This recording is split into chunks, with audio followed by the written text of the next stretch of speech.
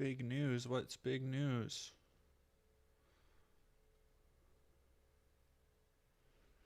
Good evening.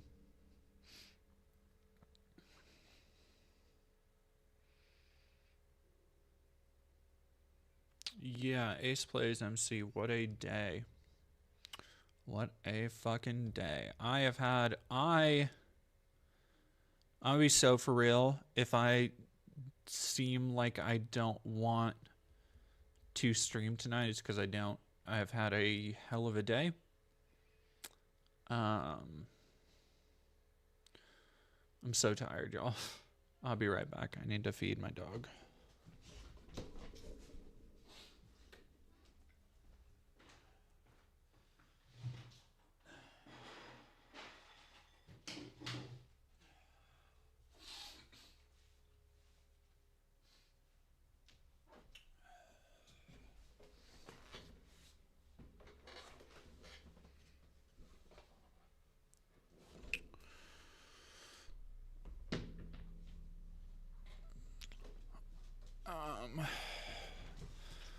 Like I am straight up I'm straight up not having a good time, y'all.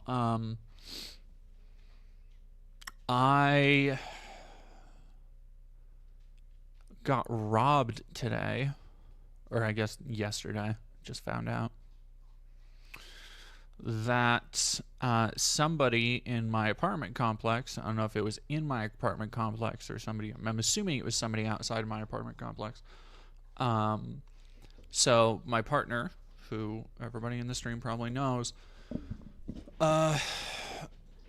went down to go check on our storage. Well, no, went down to go put something in a storage unit and found, and we were just down there a day or two ago, and found that somebody had bolt cut every one of the, not the locks, but like the locks that were on them, but the like the door pieces.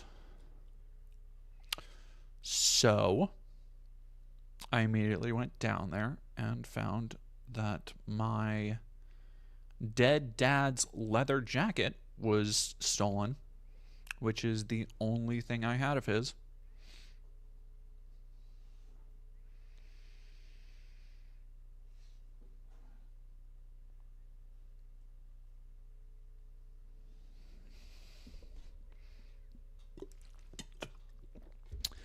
And then, come to find out an hour or two later, not even an hour or two later, a couple minutes later, I went and dug through everything else, and I think like a, granted, not nearly as imperative, but a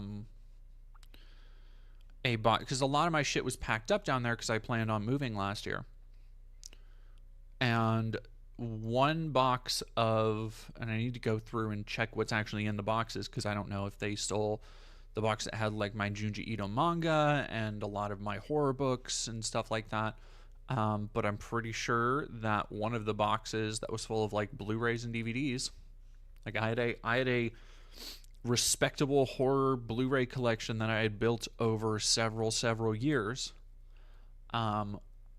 which included a lot of Godzilla Blu-rays that I got before the prices skyrocketed, that I don't think are there anymore. I have to go through and officially look through everything, but yeah, so it's been a emotionally exhausting fucking day, because like on top of that, I'm just tired, y'all. Fighting Hobbit, let me know if you want me to donate for my own collection. No, I wouldn't ask anybody to do that. Like at the end of the day, it's just stuff. Like it's just stuff. And Koa helped remind me of that. My partner Koa helped remind me of that. It's very, I don't know. It's really hard right now in general. Because and I apologize in advance. I have 2 videos coming this week.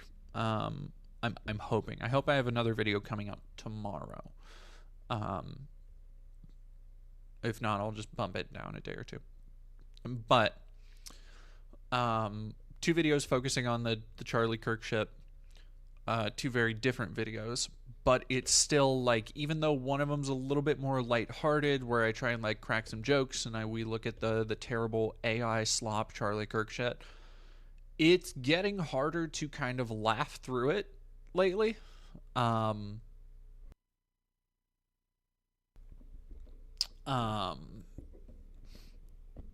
my god, Gay Ghost Prince. I remember when my car broke down, someone stole my entire MTG collection.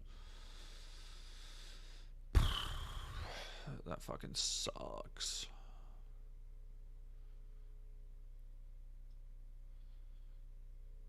Well, see, that's the thing, Fine Hobbit, is that I've thought about, I've gotten rid of a lot of collected stuff in the last couple years, especially. And the more I've thought about it, the more I've like internalized that there was stuff that I wanted and stuff that I had, but not necessarily stuff that I'm going to go like search, like not necessarily, but there's some stuff that like I found for a fucking steal, the Nightmare on Elm Street Blu-ray collection. I think my Saw Blu-ray collection is also gone. And it's just like, fuck, man.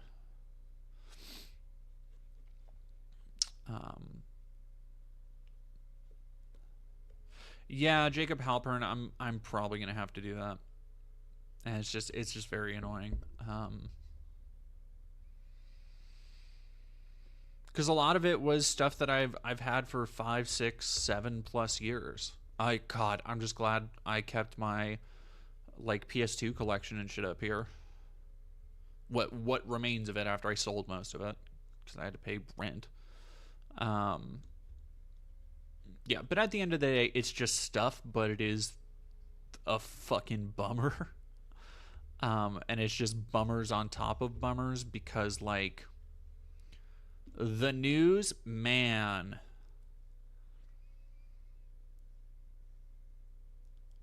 Apparently restored the uncut version of Nightmare on Elm Street 5 in the new 4K collection.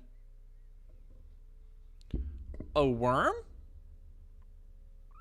Did you report it? Yeah, I actually, the reason that I'm late, I wanted to start at 6, but I just got done talking to a police officer. So,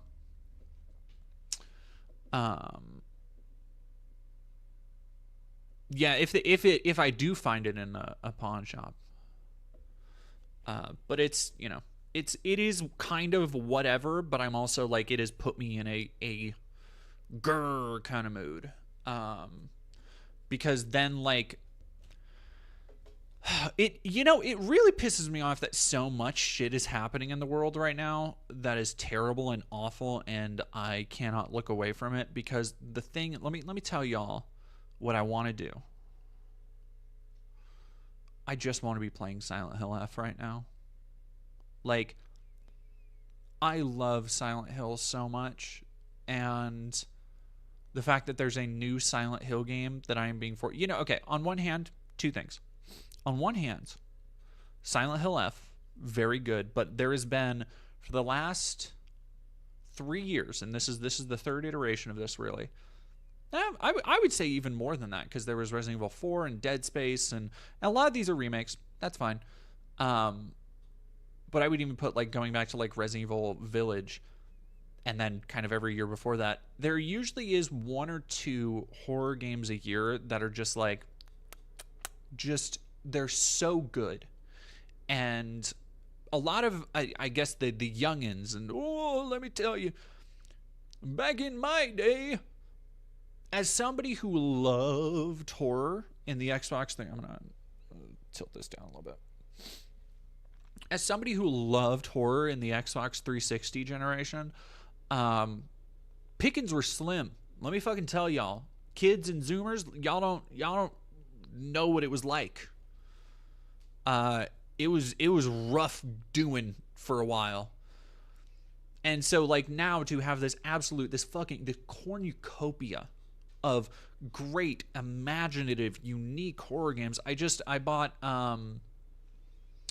because I just got my YouTube check and advertiser check. So that's the other thing, is that like things are going technically pretty good. Like my partner is starting a job that will start to pay them soon. We just refreshed a lot of food. We just went shopping. We're starting to eat at home more. We got a Brita filter, and like there's a lot of stuff that is going good. But then it's just like, man, the rest of the world sucks. And yeah, I was talking to my partner. I'm like, do I go stream tonight? Because I need to. I need to stream for money. Because I'm still dead set on paying off my debt and going to Seattle with my partner. And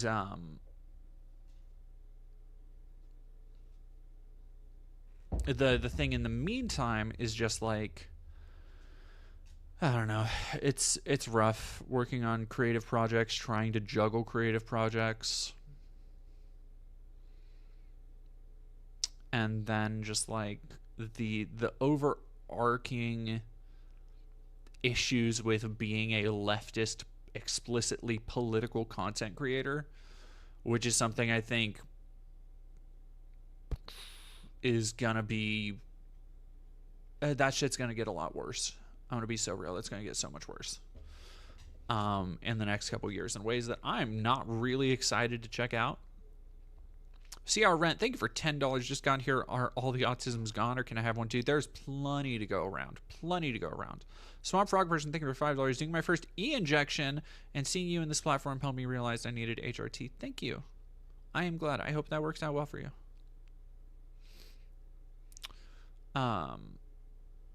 Penguin Laurent, thank you very much for 350 bits. Really hope you get your stuff back. Based on the like just statistics about that stuff, I'm not holding my breath.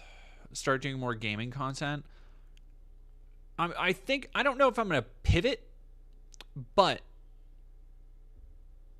I think I am. Like and that's not even having to do with like, you know, motions to everything else in the world. That's just because like that is I miss doing a lot of that stuff, and it comes down to, all right, so it's gonna come down to a couple of things. After the nostalgia essay did better than I expected, not amazing, better than I expected. We're not watching the full conference about the autism things. Awesome, Stella. I'm not fucking. But after the nostalgia video did better than I expected, I kind of went, okay, you know what? I'm going to pull the trigger on actually putting together two more, not like they're not as high concept. They won't be as high production. But two videos that are like, they do center on video games, and they are like kind of weird topics for me to tackle. And I've talked about Hideo Kojima's mommy issues and a brief history of floating rocks. And I've been working on those, which is just reminding me of like, damn, I miss talking about games. I miss talking about the art, the artistry, the themes of video games. I just miss it. And we'll see how those do. I'm always, it can go either way with stuff like that. Critical Ox, thank you for $10. Do you think you could ever be convinced to do a stream with Organized Chaos? Eric debunks any other guys. You both talk about some of my stuff, and I really like to get them boosted. I am unfamiliar with them, but I'll have to check them out. And here's the thing: I will additionally give a another teaser to people if you end up going and watching and supporting the Hideo Kojima's mommy issues video. I already have another thing I'm concepting. If that does well, the Twinks of Yoko Taro, because I think both of them, respectively, like they approach, both Yoko Taro and Hideo Kojima play with gender and gender identity and like you know, without sounding like very, you know, Tumblr SJW about it, like queerness in really fascinating ways. And I find the way Hideo Kojima deals with femininity a akin to how Yoko Taro plays with ideas of masculinity. And I would just like to explore. I would like to make a video on that. But every time I make a video on something kind of like this, it's like my the video essay I did last year on claiming queer characters, and it's like we're gonna get to it in tonight's stream. But oh, you can see Lady's little dumb dog ear. But the YouTube algorithm, I've always hated the whinging, and I talked about it in like the Synthetic Man video when people like, oh, this video didn't do well, so I guess I've been shadow banned. And it's like there are 10,000 things that have to do with somebody being shadow banned, somebody just not getting enough views, somebody just doesn't see it in comments, like so many little things. And I don't want to chalk it up to that, but y'all, it's the stuff we're going through in the next couple of years is going to be rugged. Plebes the Clown, thank you for $10. The stuff for my Fallout OC cosplay is coming, and my dad surprisingly was able to get him, my friend, and I VIP tickets for the Halloween Expo. Rad. Also, I just joined. Hello, everyone. Hello, Plebs the Clown.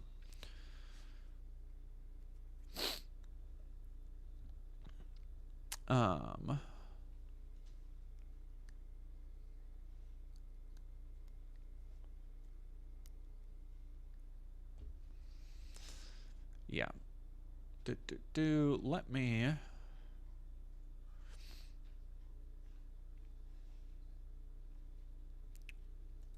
Yeah, I also wanted to play. I still have to play Death Stranding 2 for Hideo Kojima's mommy issues, because I'm not just gonna play. I can't not play Death Stranding 2. I assume all leftists are shadow banned 95% of the time. What do I predict for the next couple years?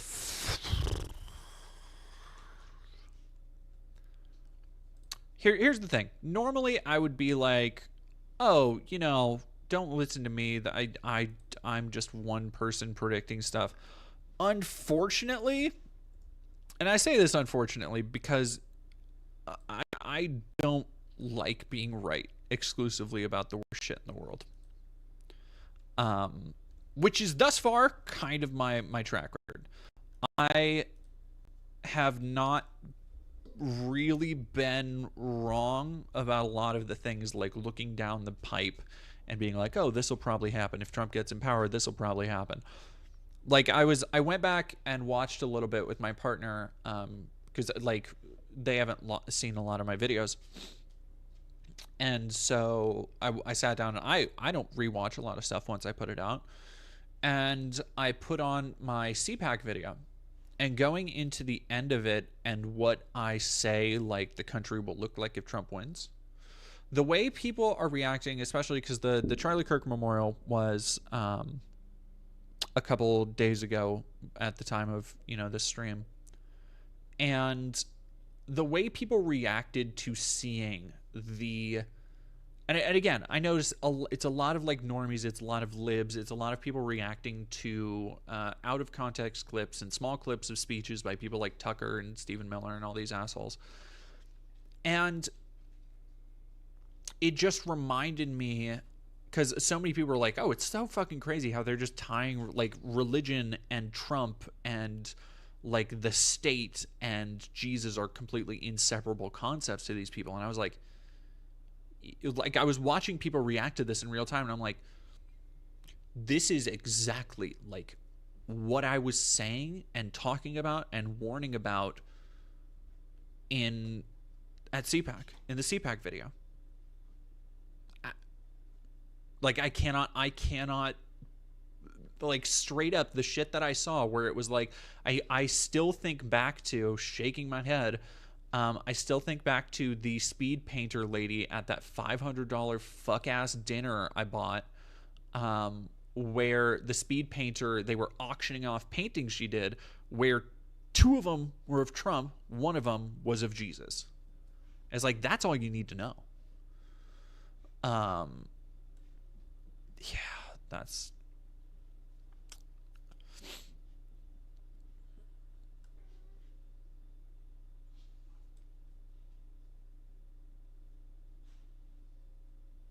I think his passing will break some brains. Oh my. Okay, here's the thing. The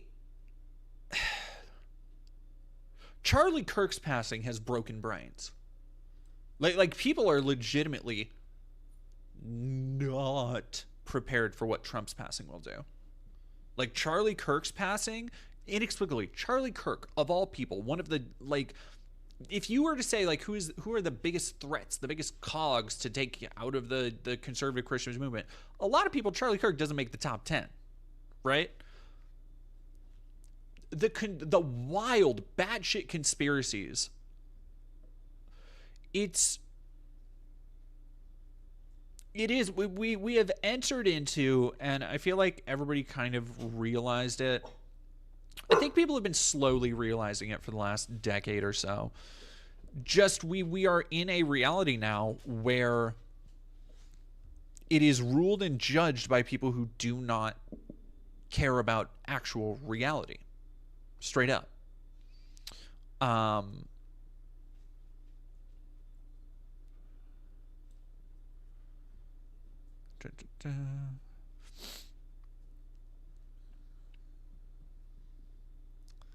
I don't know how to deprogram millions of people or how we will do that.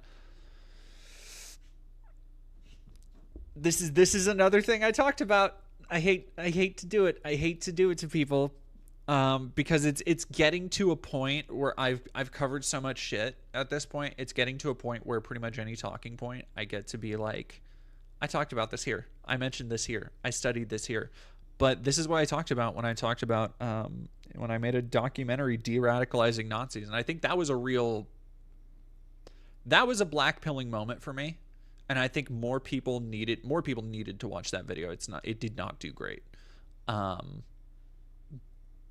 the core idea and the thing I walked away from that, whether it was from what Robert Evans told me, whether it was from any of the 5 former white nationalists I spoke to told me, is that, like, there's no way you can just deprogram at scale, because it's a personal thing. That's fucking rough. It's fucking rough. What video is this? This was the return, how former white nationalists left hate behind, or whatever I called it. Yeah, that was a rough one.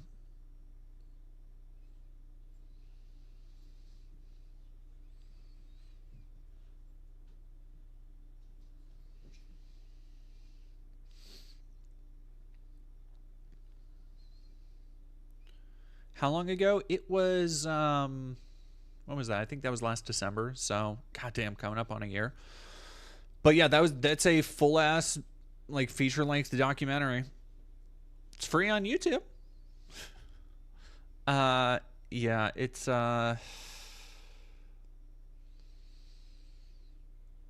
rough. It's rough.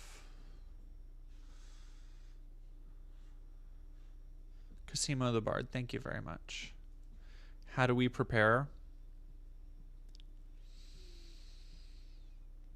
I don't know. Because here's the real hard part, is I don't know what happens next.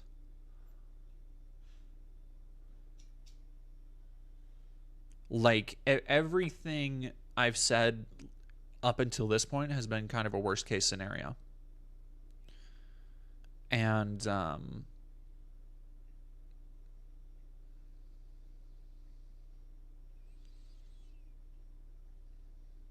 I don't know what that scenario looks like. Yeah, I mean, like outside of the basic stuff of, like, you know, like I've said, and people are saying in the comments, like, organize with your community, organize for self-defense, learning first aid, learning street medic, first aid, what things to have, you know, how to treat wounds. And because here's the real thing. They're looking to straight up outlaw protest. Like, that is not debatable at this point. The right wing does not believe in, and arguably so many of these people, have never believed in actual free speech and freedom of debate. And much like, Matt Walsh, after the election, was like, actually, we always believed in Project 2025, and we just lied about it to you. It's like, yeah, that is who they are. And when people tell you who they are, fucking believe them. If you want to be able to do something about it. And right now, they are taking the idea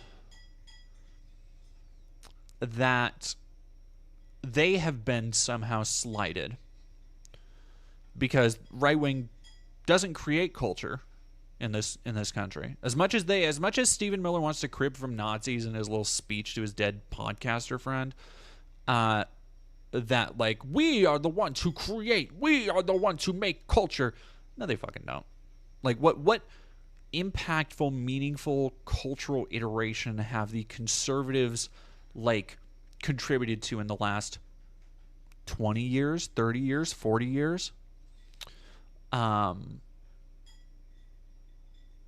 I think that is like slowly, that's parts of what's driving them fucking insane, is they have the political power and political capital to attempt to reshape the culture, but the culture still doesn't align with them. And so they want to make it align by force. Which is so frustrating to sit back and watch, because like oh man, the amount of times I've used the term feckless liberalism, and it keeps coming back, and like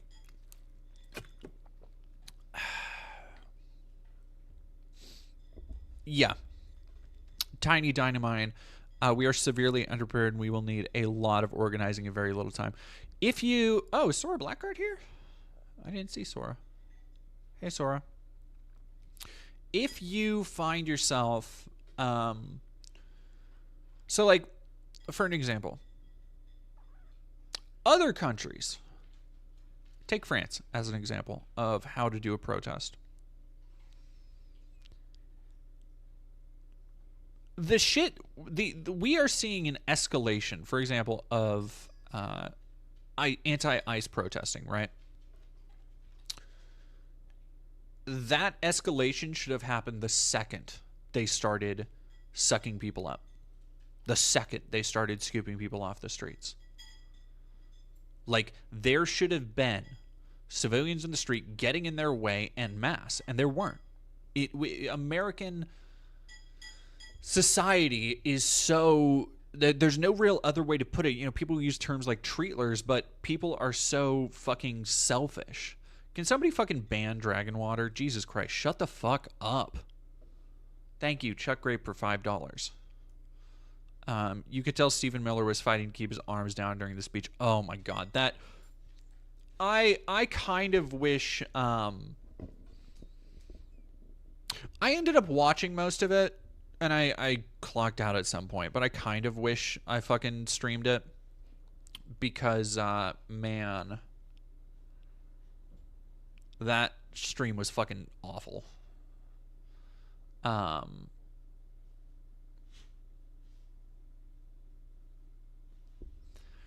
There is just a, what was I saying, treatler mentality.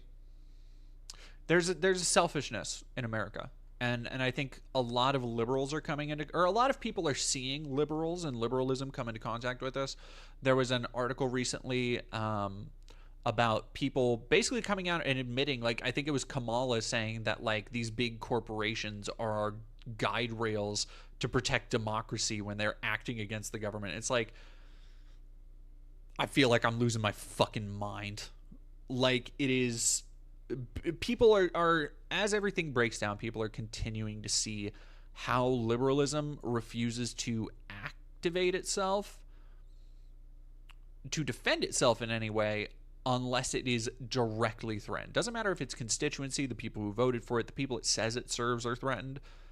Completely immaterial. It is liberals themselves, the liberal elite, quote unquote, class. And that part is so frustrating because it's literally like it's what MLK has been saying, had said decades ago. It's what people on the leftists have been saying for decades, that they will capitulate to power until it is no longer expedient to them. And that's the truly frustrating part of everything, is that we have enough resources. We could make this work for everybody. We could have a thriving, complete society.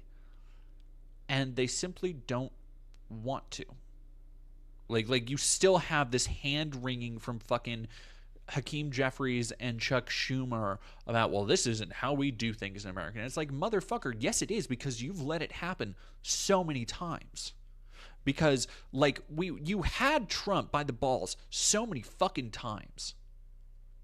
Like, Biden, you should have done something. You should have been, because guess what? The shit, now they are using it to push back even, like, so much further. Like, Biden's measures to crack down on, to fight against Christianity and, put J6ers in jail and all this completely normal shit that had very little to do with actual political allegiance and more to do with the fact that people were, like, breaking laws. And the fact that that Biden did not live up to the fucking standard of villainy that they set for him has allowed everything, because so many liberals are so fucking obsessed with proving conservatives wrong that we're not actually that bad. Like, it's the shit recently, some liberal fucking, was like, do we need to expand liberalism to be more of a big tent? And the big tent isn't like, hey, maybe we should bring in leftists. Maybe we should listen to people about how unpopular the war in Gaza and supporting it is, the genocide in Gaza and supporting it is. Maybe we need to actually listen to the populist message that Trump wrangled and propagandized a hold of to fucking trounce us in the last election. It's like, no, what if we were still libs, but we expanded a little bit to, be against abortion rights? Like, what if the big tent included more conservatives? And it's like, it's so, if like the Democrat Party is going to be the cause of the American death now. That's just true. Like, all the way up until them getting put into the fucking trucks. Barry Weiss and Ezra Klein and every other upper crust liberal shit-kicking fuck. They're going to be cashing their checks. They're going to be shilling their Substacks. They're going to be writing their little think pieces as people are fucking shot in the head in the streets.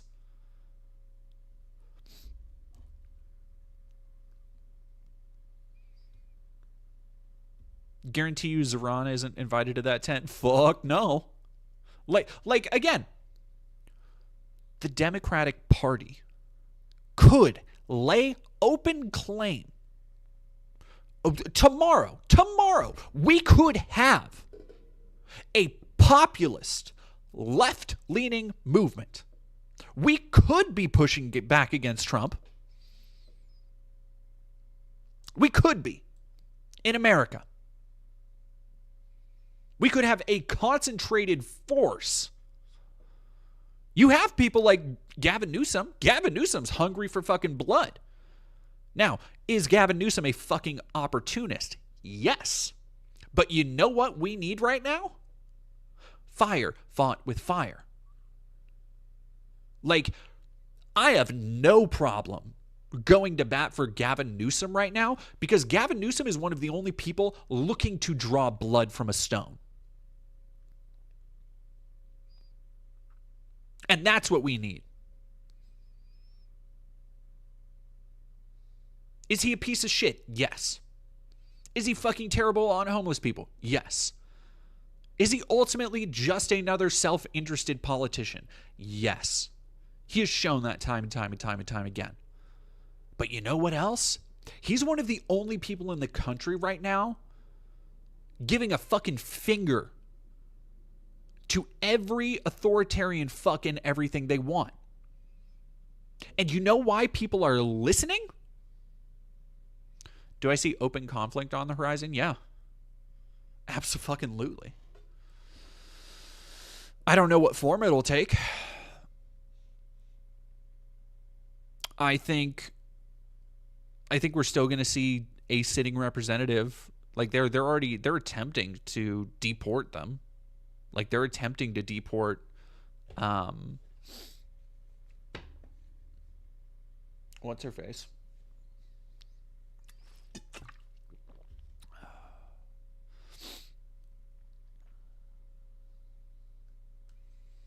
And we could have tomorrow, you could have Ilhan Omar. Yes, thank you, Awesome Salah.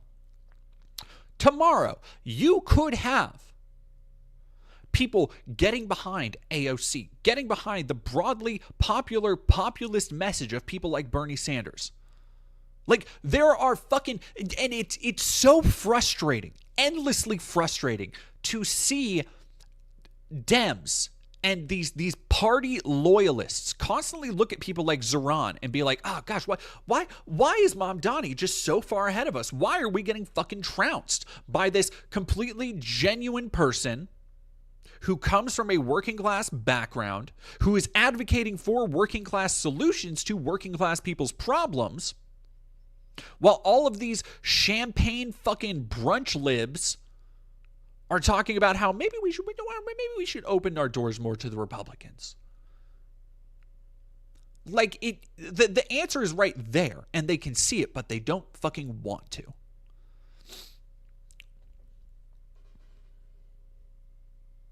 I don't really want to have to vote for Gavin Newsom. I will vote for Gavin Newsom, march your armies, I will be right there on it. Burgess Magson, thank you for $10. Read Karl Rove's strategies, which are influenced by Goebbels. This includes general insults like anti-American with no regard to an issue and no matter what. He also borrowed hypocritical accusing. Yeah, that, like, absolutely doesn't fucking surprise me. It's all the same shit. It usually is. Just the open, blatant appeal to, like, 14 words logic from Stephen fucking Miller is like, yeah, of course, dude. Like, yes, of course. Doesn't matter if any of it's true. They can make it feel true. They can make it feel good to believe. That's why the Venn diagram between people who are swayed by, like, mass religion, people who find themselves, and you heard it, every fucking speech at the Charlie Kirk Memorial was like, you can feel the presence of God here. And it's like, no, that's just communion. That's just a mass event. That's the same shit you hear from megachurch pastors.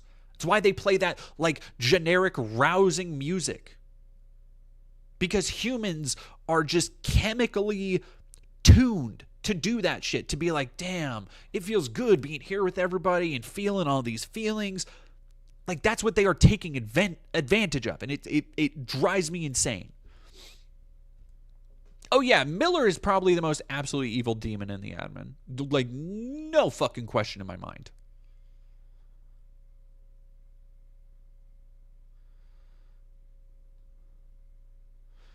DD shilling Newsom is doing major damage to your cred, LMAO. I am tired. I'm so fucking tired of people being like you're still purity testing right now? You're still purity testing right now. Like, are we really doing this? Like, didn't I just say he was a fucking piece of shit, opportunist politician, self-interested? I'm never going to say Gavin Newsom is a good person or the right person to lead, but he is literally one of the only people. Him and Pritzker are two of the only people throwing it back in the face of the administration right now. An administration that, mind you, chatter, the things I've done already have me on, I am designated. The things I've done, just filming ICE agents, going down to LA, under a new executive order from Trump, that labels me a terrorist. Antifa. It is so late in the game to be saying, well, I can't really side with liberals. Like, I don't think people really understand how deep in the mire we are. If you did not watch the Charlie Kirk speeches, you need to.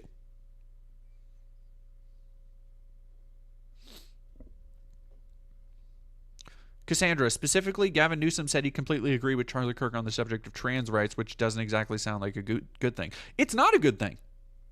But you know what else? He's also a fucking lib who will do almost anything for a vote, which means he can be swayed.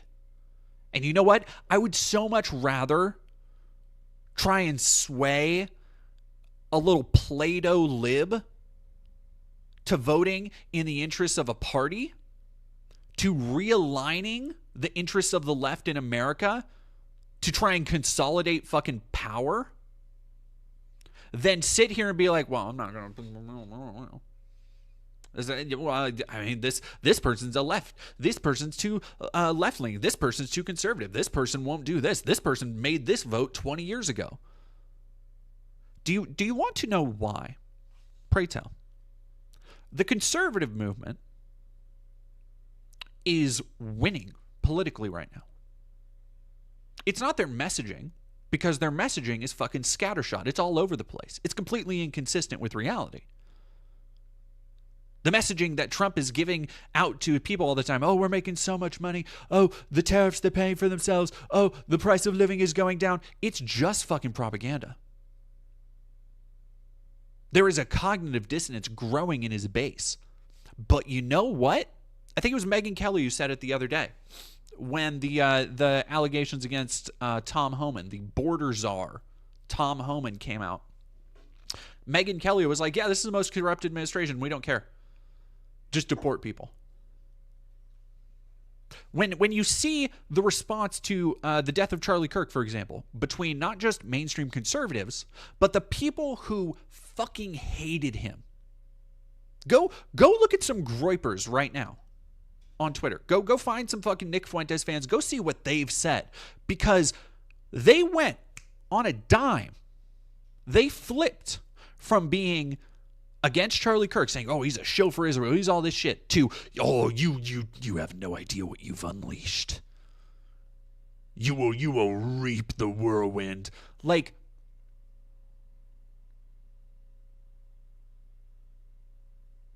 letters I don't like are fake.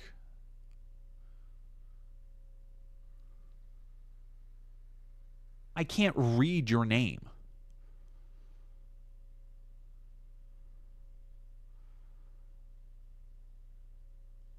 Letters I don't like are fake according to you. I'm not doing this with you right now, man. I'm just not. Like, the screen is so tiny. To me, it looks like an A. It looks like an A to me. Don't call me a racist because it looks like an A. Like, what the fuck?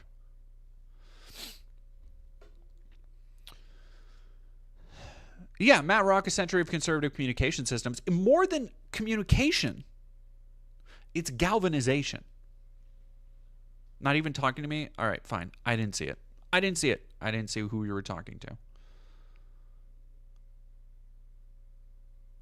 It's the fact that they can all put aside their differences and work in their own self-interests. It's the fact that conservatives, from neo-Nazis to just good old blue dog Democrats, but good old, flyover state, well, we're more a moderate Republican. They can all latch on to the motion. They can sense where it's going. And they're like, yeah, you know what? I can use this to advance my agenda. The difference between that and the left is that nobody on the left is interested in advancing their agenda unless they have total control over it in every aspect and every respect. If you want to know why people in actual leftist positions do not have power in American government, it's not because the message doesn't sell. Because we know it fucking does. The very basic message, these things that are self-evident to anybody who fucking looks, that there are tech oligarchs who want to control and nickel and dime you out of every aspect of your life. But you should be entitled to making more money, to having health care, to having a roof over your head. These things that so many people are struggling with.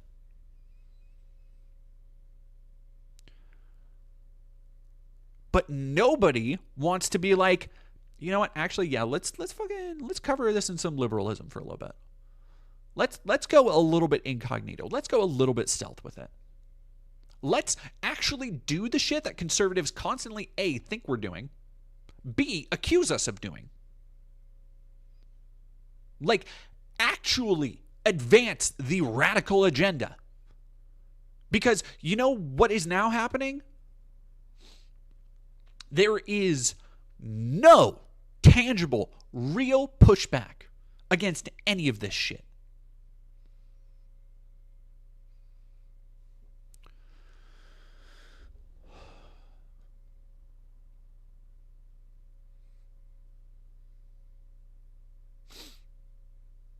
Like, literally be willing to work with Democrats. Yeah. Yeah. Like, I don't care about working with Democrats. If I have to work with a fucking lib, sure. Why the fuck not? It's like, and I try not to be too much of a doomer. I really do.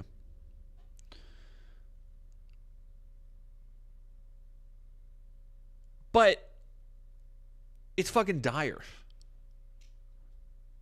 Like, I don't think people understand. Dems will sell us out? Yeah, maybe. Like, libs, here's the thing. The Dems in power? Absolutely. But more of them, people like Gavin Newsom, who are maybe a little bit more self-interested, maybe a little bit more interested in power, maybe a little bit more bloodthirsty, headline thirsty, whatever you want to call it. A, the electorate, the people who rely on it, can be swayed. This is true. The current problem with the concentration of Democrat power is that they do not fucking listen. They do not listen to polling. And what do we do about that? I don't know. I honestly fucking don't know. Like, how do you get the people who are technically leading this party to actually listen to the things that are popular? Like, these motherfuckers are, like, they hire influencers who aren't popular, who have no charisma, to say shit with no verve, with no bite. Meanwhile, you've got, like, Benny Johnson and Tim Pool saying the most incendiary bullshit ever, and it fucking works. It comes down from the Trump admin itself. Like we know for a fact before he got, people in the Trump admin told Charlie, hey, knock off the Epstein shit. And he was like, well, I guess I'm not talking about Epstein anymore. Like, they get their marching orders from somebody.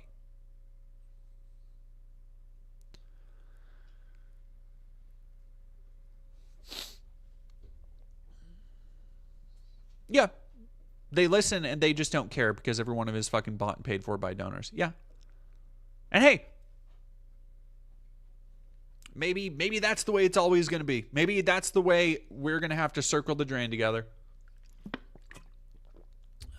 Google Benny Johnson cruise. I really loathe that Benny Johnson has been given any kind of prominence.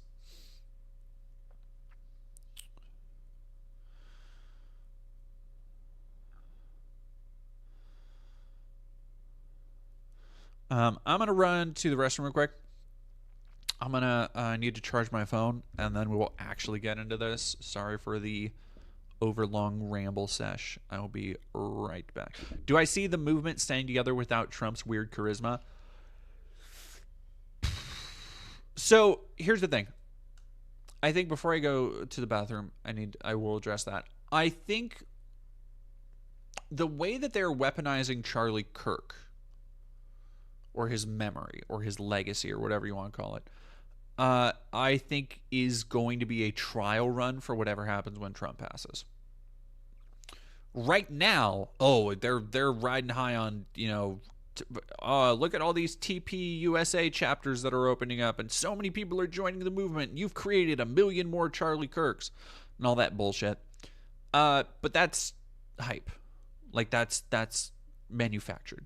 It remains to be seen what if that moves the needle in any tangible way. It could not. But I think that whatever way that wind blows, which I kind of feel like it won't, I think that this energy, that this, this, I hate to use the word hype again just because it's repetitive, but I think that this hype will die out. TPUSA is a massively, and always has been, God, it was so fucking nauseating watching people be like, Charlie Kirk, going up on his fucking memorial stage, and people being like, Charlie Kirk just started this at 18 with a dream and the Lord. And it's like, yeah, and millions of dollars in astroturfed conservative think tank donations. Like, what the fuck? Just so, it's so annoying. Yenza, when can we just move on from Charlie Kirk? I think now that the big thing is done with, I think we're probably getting there where it's going to be like, can we move on? Yes, please. Thank you. But that being said, I think, like, Trump obviously is the figurehead of this movement, for all that's fucking worth, will be orders of magnitude larger in impact, in like, oh man. So today, one of the things that was, Trump did a speech at the UN Assembly, and conspiracy theorists, because everybody's a fucking conspiracy theorist now. Sorry, I told you I'm in a spicy mood today. Ooh, I have such a short fuse. Ooh. Conspiracy theorists were talking about how, like, Trump or Melania could have been killed because this escalator stopped working when they were on it. It's like, fucking whatever. But if he does go out in like a really dumb Mr. Magoo ass accident like that, y'all, the conspiracies, we're not ready. Like if you think like Candace Owens fucking bizarre conspiracies about Epstein and shit, and all of the immediate profiteering, trying to control the narratives, trying to morph, and I recorded a video recently about all this, so it's all up here. It'll be edited out on the channel soon. But it is going to be just leagues worse than the shit we've seen. And honestly, I kind of think that no matter how he goes out, it'll be that. Like, I kind of think that no matter what happens when he passes, even if he's out of office or whatever, it'll be like rough. It'll be like reality shattering for so many of them.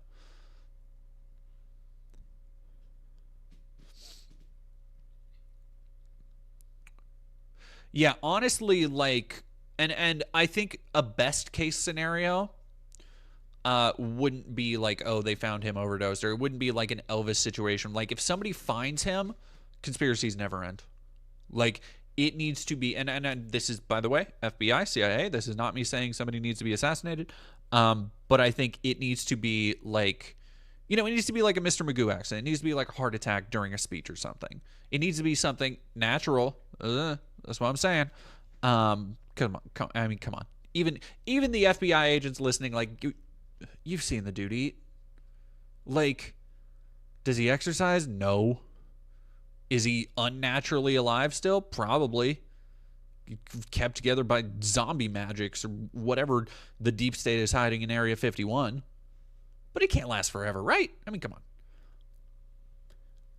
Immaterial, like, even if you had the, like, okay, this was, like, you can look at it, you can study this and be like, oh, It was obviously a pulmonary infarction or whatever. He didn't take his Tylenol. Yeah. Like, even then, the conspiracies would be out of control. His phylactery is running out of souls. Oh, yeah. It's, damn. Damn. Mopo, you're absolutely right. He would have a 24/7 live broadcast following number one in the ratings, what he always wanted. Damn. Honestly, if you told him that would happen, he'd probably do something himself. Um, yeah, it's crazy. It's crazy. Golf course lightning. Oh, that would be so funny. That would be so funny. Oh man, some outlaw witch, don't put that evil into existence. Don't you put that evil on me, Ricky Bobby. They'll try to elect a Trump AI chatbot. I saw that Albania representative AI bot. Everybody associate like go right to jail. What if Elvis but on stage during a speech? Probably the best honestly,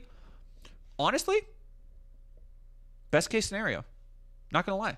Like that's a humiliation like that. I think that puts a rest to a lot of people willing to conspiracize. I think that puts a rest to a lot of people willing to like hold up his memory. I think if it is a truly embarrassing like shits himself to death on stage situation, that is like the only situation I see that a lot of people just kind of like turn their head and they're like, like take off the red hat real quiet, like, and just be like, I don't know that guy. I voted for who? Marius Stryker, thank you for $2. The political speech is just an Ensler. Yeah. Simric, thank you for $5. Tell him he can get his Nobel Prize if he kicks the bucket on TV. Oh.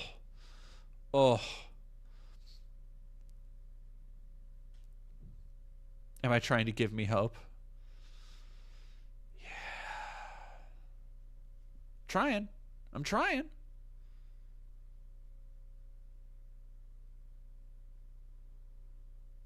Yeah, Matt Rock. Matt Rock, you're actually right. You're actually right on that. Problem is, coherent Trump loses a lot of his magic. AI can't spin that wheel. No. Yeah, okay, no, you're right. Awesome seller. All right, I'll be right back.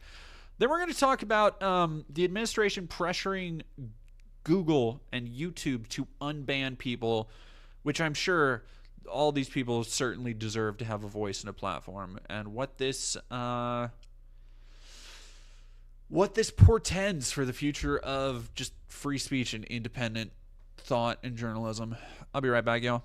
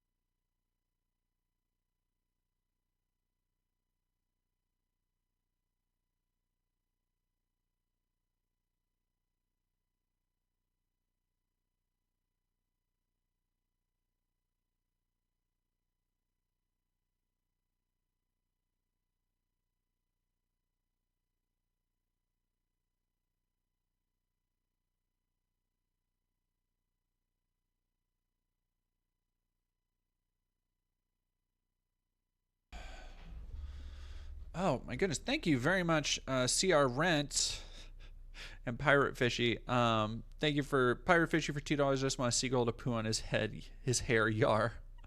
CR Rent, thank you for $50. Hi, everything seems so dire these days and scary. I know it may not mean much, but I'd just like to say, don't mourn what isn't over. Don't panic if it's not too late. Don't give up what hasn't been. Cling till hope until it hurts. Hell yeah. I think that is a very encouraging reminder for everybody right now. Something that everybody needs to hear. The autism announcement, yeah, we're not gonna watch the I can't watch the whole fucking thing or the highlight. I'm just going to. I just have a CNN article. Here's the thing. I don't want to actually give it that much time because it's fucking. It's ridiculous. It is so ridiculous. And the one thing I think a lot of people aren't talking about is how performative it is.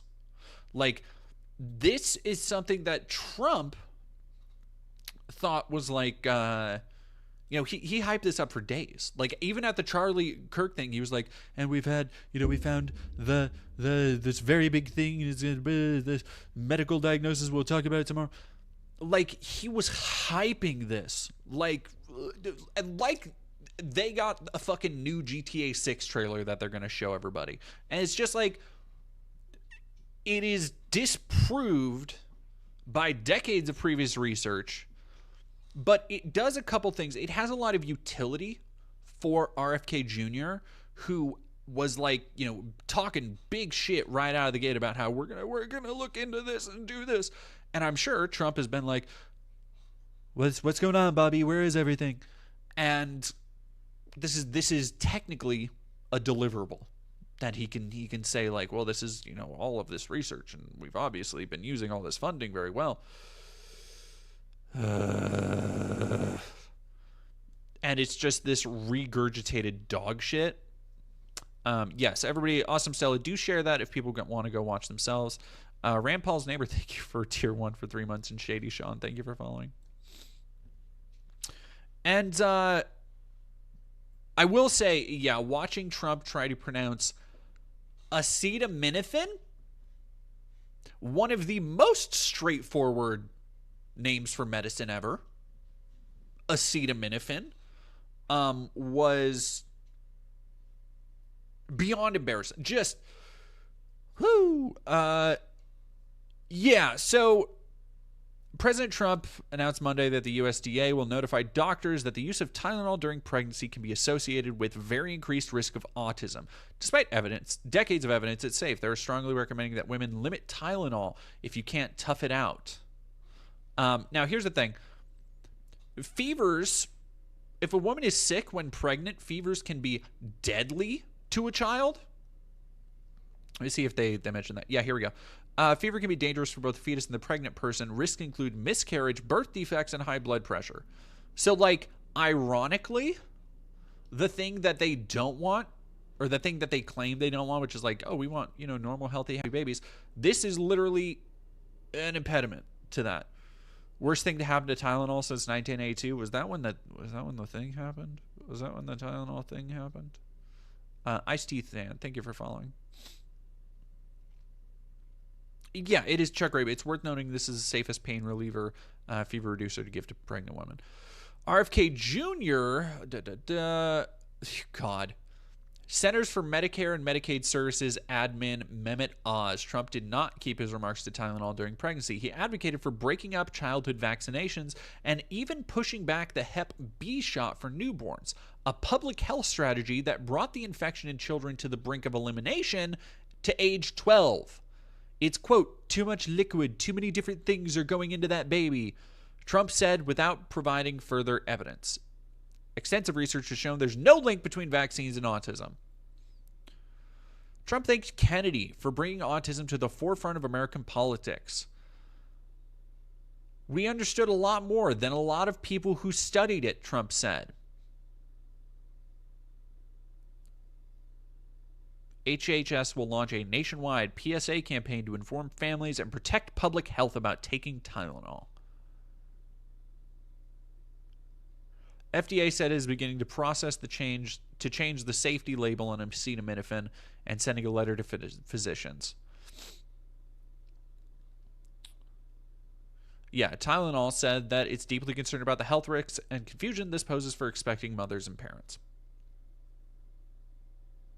What the science says. The science on the connection between Tylenol and autism is not settled. A 2024 peer-reviewed published in JAMA that included more than 2 million children found no association between acetaminophen in pregnancy and autism, ADHD, or any other neurodevelopmental disorder. Rad.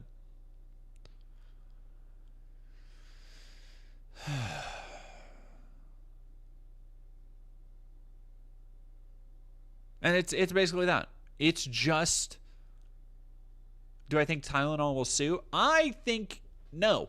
I honestly, here's the thing. And this is the same thing I've seen a lot of people talk about with the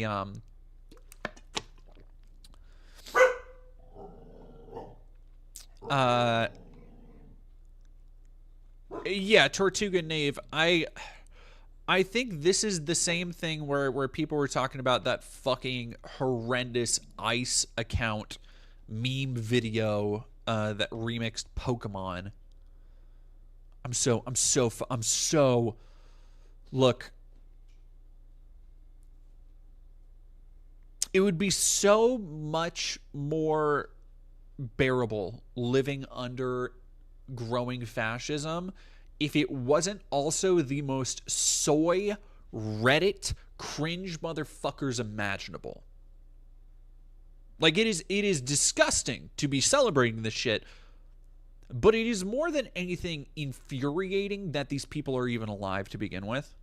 That people who are so cringe, so socially inept, have been given access to this shit and think it's a good idea to use it this way.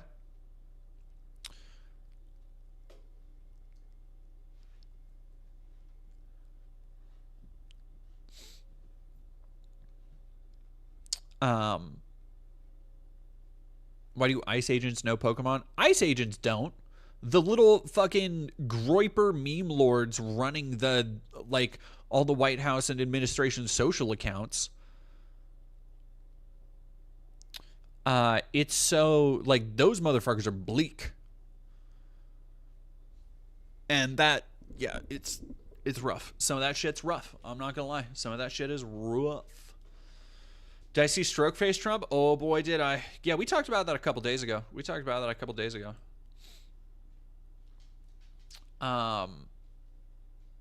But as we've seen with that, like, I don't, Nintendo's not gonna fucking go up against Trump. Like, Nintendo, the problem is, and we've already seen it being levied against, like, Jimmy Kimmel, right? This idea of leveraging the administration's power, which is something Biden didn't fucking do. But they claimed he did it. And we're going to see that with, like, the Representative Jim Jordan thing. Due to oversight efforts, Google commits to offer all creators previously kicked off YouTube due to political speech violations to return to the platform. But that's not all. Thread. Fucking, I hate how every one of these 70-year-old motherfuckers talks like a Zoomer now. The Honorable Jim... There's nothing honorable about you.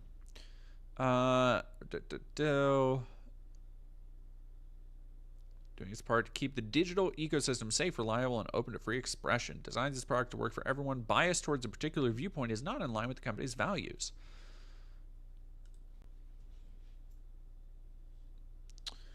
Here we go. Pandemic was an unprecedented time. Reached decisions about how to best balance freedom of expression with responsibility, including responsibility with respect to the moderation of user-generated content that could result in real-world harm. That's literally, like, they want to say this is like a victory for free speech,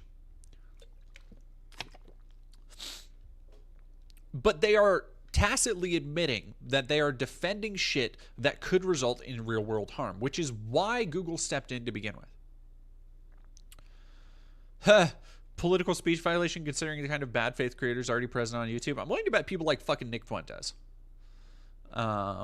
created a political atmosphere that sought to influence the election or influence the action of platforms based on their concerns regarding misinformation. It's unacceptable and wrong when any government, including the Biden, attempts to dictate how the company moderates content.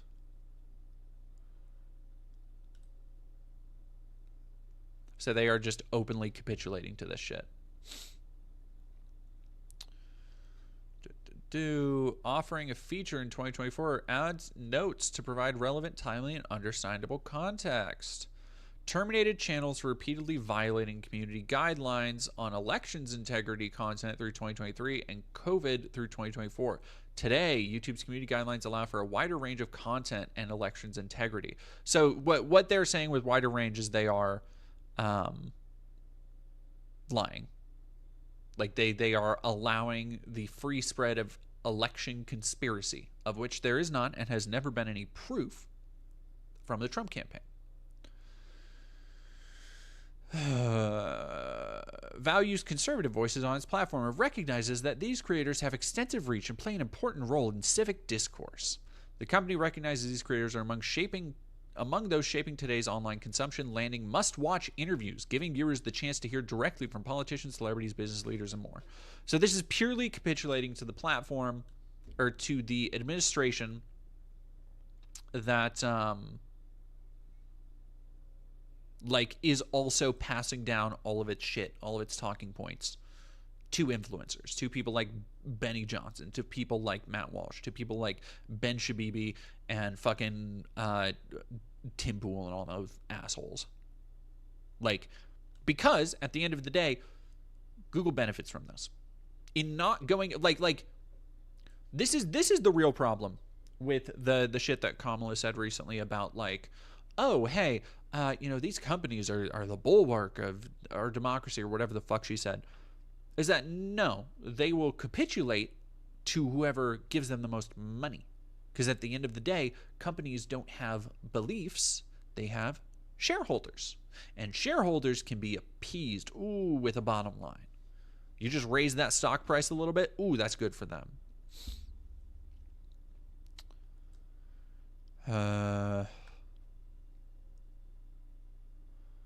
Taking important investigative steps to highlight that onerous obligations stifle innovation and restrict access to information. These laws place a disproportionate regulatory burden on American companies.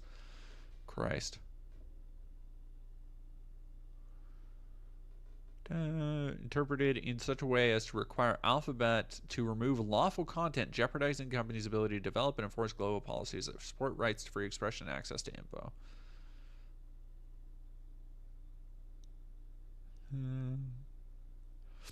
All right. Pressure confirms the Biden admin have uncovered massive scandals relating to big tech censorship. The Facebook files.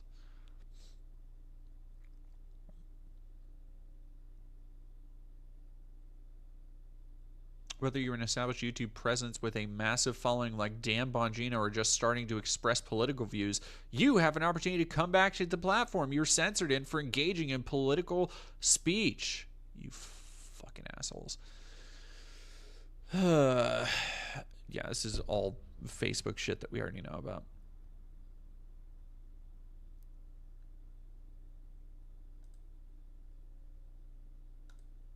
Vile. Awful. I'm going to go, I'll be right back. I'm going to go get some nose spray. I'm getting a little stuffy.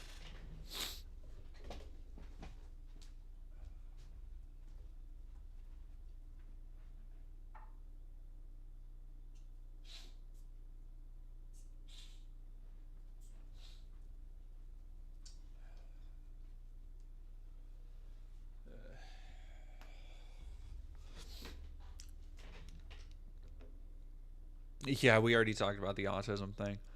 Yeah.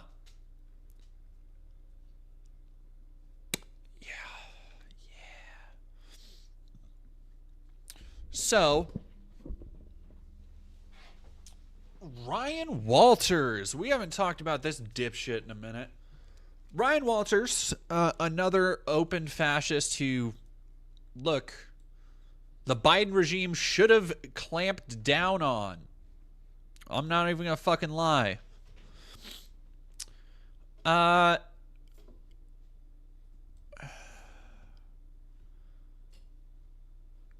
Jet Solace Forever. Am I the only one that thinks this is good? I'd say this is more of a move to force MAGA into acknowledging their infringement of First Amendment rights.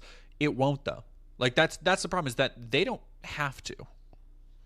Like, they don't have to acknowledge it. You're not... How do I say this? You can't gotcha them. They don't care. Like, this... There is no route through what's coming where you can expect... Yeah, exactly. You can't expect intellectual honesty from them. They do not give a shit if they are wrong. They do not give a shit if you can prove it. Like I want you to think about, for example, Grok. Like, anytime Grok says something that is too woke, it doesn't matter what sources they're citing, what actual science it's pulling from. It's why they continually have to keep readjusting Grok, because they'll be like, hey, Grok, what is, are trans women? What is the science behind this?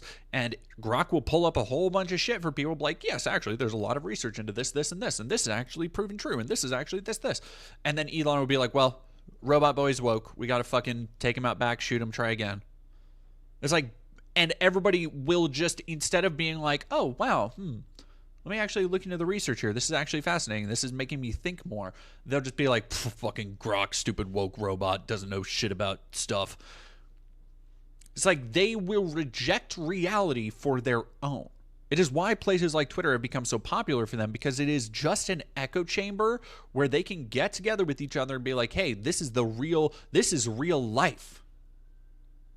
And in a way, it's kind of just a dark extension of everything we saw, from COVID through like anti-vax groups and Facebook moms and like all this shit. It's why there are these overlaps with, as everything is kind of crumbling down, the things people would rather be comfortable believing rather than what's actually real.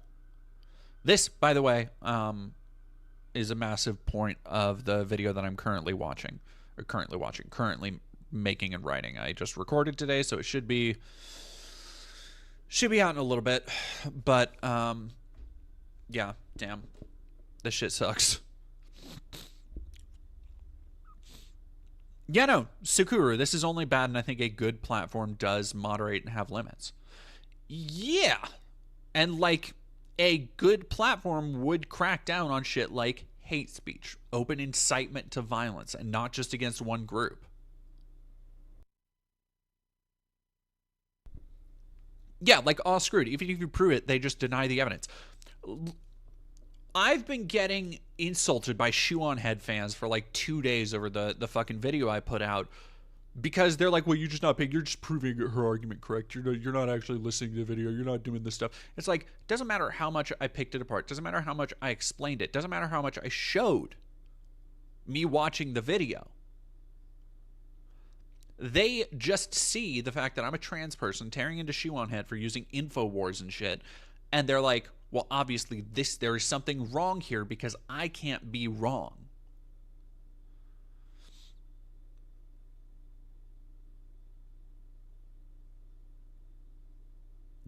Sometimes I be saying shit so it jump scares me being acknowledged. That's funny. I see you, Sakura. I just watched a stream where some Trumper claimed Epstein was working for the CIA, which is why the list hasn't been released.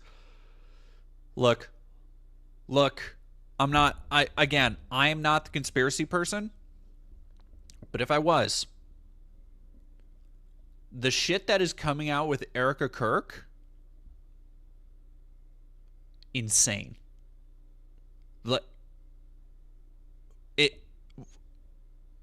Insane. Holy moly, there's a story. Yeah, buddy. And here's the thing, I have not fully looked into what if it is true or not. Yeah, transitory, I'm kind of saying, like, I need to actually dig into what if it's true, because like there are a lot of people you could say that's like, like, this is probably being misconstrued, this is probably being, misinterpreted. Like, you look at any conspiracy woven by somebody like Alex Jones as a guidestone. Because if you actually look into the details of it, it's being misrepresented. It's being sold as this. This person didn't actually say this, or this person was the one who, like, you can just go into that. But Erica Trump allegedly. Okay, let me fucking lay out some of this. And again, I'm saying when I'm talking about a conspiracy theory, I want everybody to take it like a horoscope. Not that I believe it, but that, you know, it's a fun thought exercise, right? Let's say, for the sake of argument. The stuff that I know off the top of my head from what I've been seeing people talk about is that her dad was in construction, worked with Trump on Trump Tower. Her mom, I believe, worked with a company that had contracts with the Department of Defense. Erica Trump was in several or one of Trump's beauty pageants when she was younger. And also, Erica Trump met Charlie Kirk during a trip to Israel. Erica Trump comes from a millionaire family, and Erica Trump is also now Erica Trump. I keep saying Erica Trump. Erica fucking Kirk is now the sole owner, heir of fucking TP USA, I guess.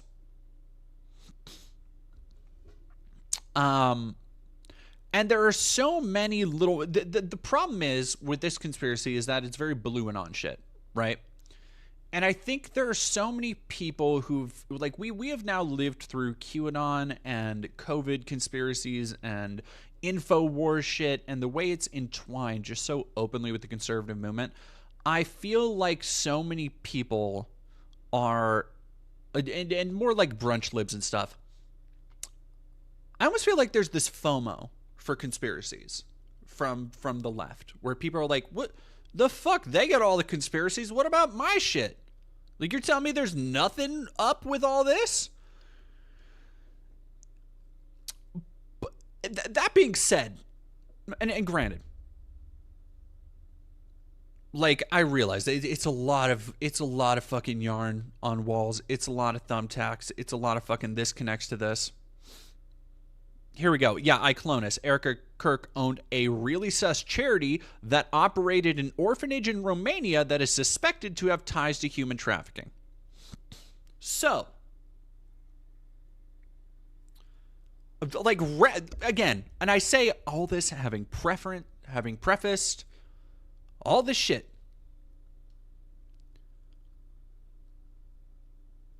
When you look at the totality of everything and the timeline, it is extremely weird that Trump, palling around with Epstein, who has ties, Ghislaine Maxwell has ties to Israel and Mossad. Her dad was a fucking Israeli spy who's killed under incredibly mysterious circumstances. When you have somebody like Epstein, whose entire thing was sex trafficking minors and young women, somebody like Trump, who is friends with Epstein, who has connections to Erica's dad, who has on record sexually harassed, if not outright assaulted, girls who were in his beauty pageants, who, and then, like, just look at all of the weird shit. We talked about it a little bit in the most recent episode of What the Fuck Now on the channel with me and Rosa.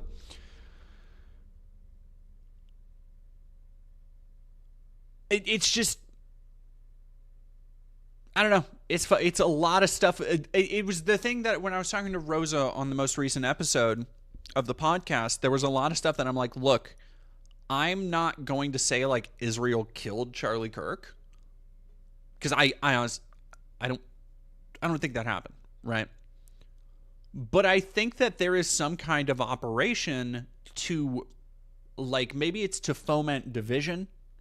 Maybe it's because they know how cooked American brains are. But I think there is like an ideological operation to make people think that Israel killed Charlie Kirk. Like, and that's, I think, the level we're fucking operating on, is that, like, it's just, it's crazy. It's, yeah.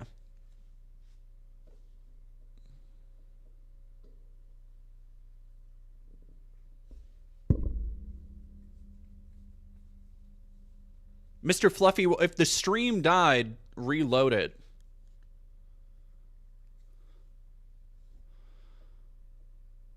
I'm hearing, did the stream die? Are people still here?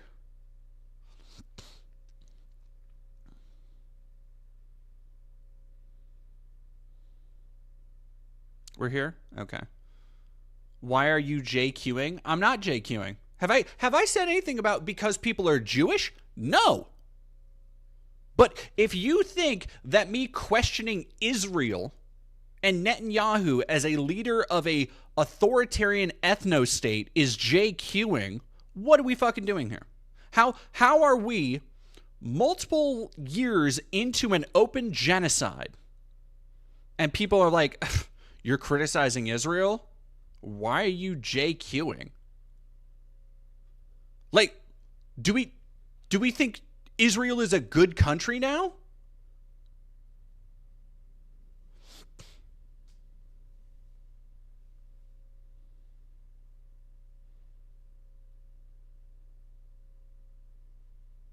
Yeah, there's Russian bots in social media whose sole purpose is to sow division. I wouldn't be surprised if like Russian bots, Chinese bots, I wouldn't be surprised if they're Israeli bots.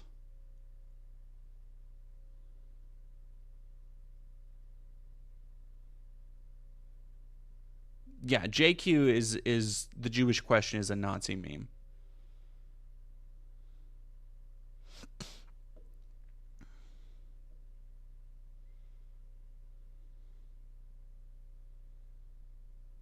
Thank you, Ada Roll.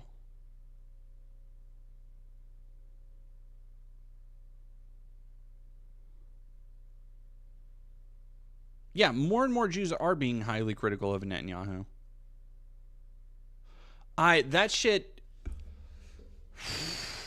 the stuff with the IDF soldiers like going through like being suicidal and killing themselves is fucking crazy to me.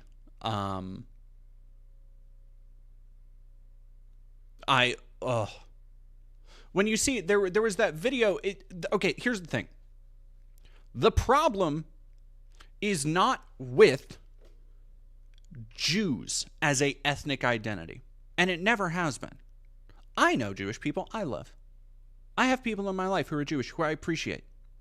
There are so many people in the country who are Jewish who speak out against Israel, against the government of Israel.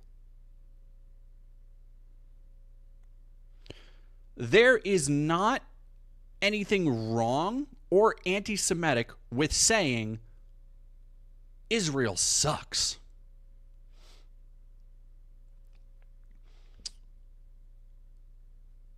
No. I forgot what I was saying. Where was I? I was about to go into a point with that. But I'm also reading the chat as it's coming up. Israel. Oh, the IDF. It is the state itself of Israel. There is something about what it does to the brains of the people who live there, and again, not Jewish people, not ethnically Jewish.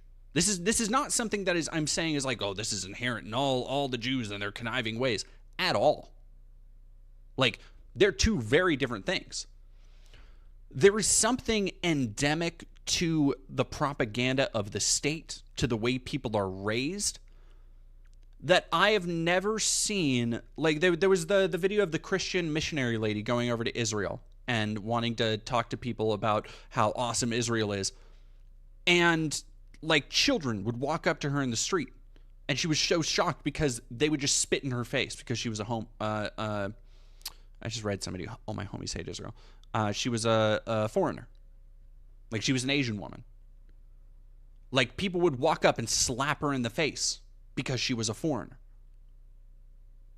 Like, the Israeli Zionist project, yeah, evangelical Christian Zionists. And that's how they treat foreigners. And it's just like there is something there. There's something cooked in the brain of people where they are raised in a society like that, that just like constantly indoctrinates you that you are morally superior by nature of being here. And then you see the thing that it was this really weird, no. See, hex zero, Jews are super racist. No, they're not. I know Jews who are not fucking racist. Being Jewish has nothing to do with being racist. It is something about the Israeli connection. And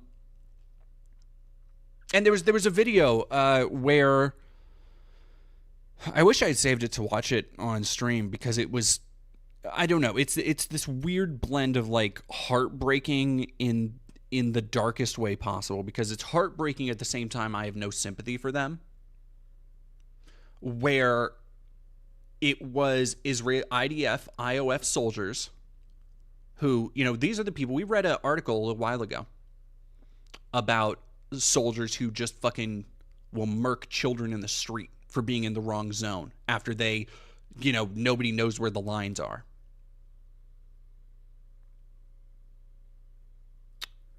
And these IOF soldiers were talking about how their friends, their comrades, their, you know, other soldiers are starting to kill themselves. How they've just been given all of these fucking, you know, psychiatric drugs and stuff and SSRIs to help them deal with the fact that none of them can fucking sleep. They all have nightmares. They are all tormented by this shit. And it's like, how, like, what kind of humanity is that creating? Where you, like, goddamn, I don't even know how to really process that, because yeah, like I'm seeing a lot of people being like, yeah, no, it's recent. It's recent. It is like the people who have been perpetuating the current genocide. Because you look at, and it's the one thing that I look at and I'm like, fucking, it is watching that evil unfold, watching them pester and torment Gazans for the last couple years. And you constantly, it wiggles its way into your mind like Splinter. How can someone be that evil? And I think it is, I don't know if it's some evolutionary adaptation, but I think what is happening to them is like the natural byproduct when you take a force and you say you are the greatest. These other people, all the Arabs, all the Muslims, they're animals. They're basically nothing. They're basically subhuman. When you teach them that these other people are not even worthy of being called people, when they are just, yeah, when these Iowa soldiers are socially conditioned to just be able to look at a child and pull the fucking trigger and just be, I think that then them breaking down, these people being suicidal, becoming depressed, having these nightmares, being tormented, is what happens when you bring that into contact with natural human conscience. Like when you have this programming, this indoctrination that is rubbing up against our natural instincts as people.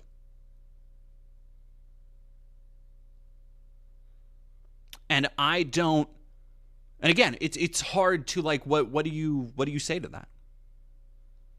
Like, I can't be like, oh, poor IOF fucking soldiers. 'Cause no. How many parents won't see their children again? How many children don't have parents anymore? How many fucking family members have had to pick up body parts because of these motherfuckers? But at the same time, You see that level of human suffering that they're going through, and that is genuine. And is it deserved? Maybe. Do they have to live with the hell they've created for themselves? Maybe. But then you have to think about how much of it, because I'm sure they're completely bloodthirsty sociopaths in the IOF. But I don't think any human being is 100% either nature or nurture. And so you have to think about, like, how could it have been different for any of these people if they just weren't born in a society that valued the death of others so fucking much?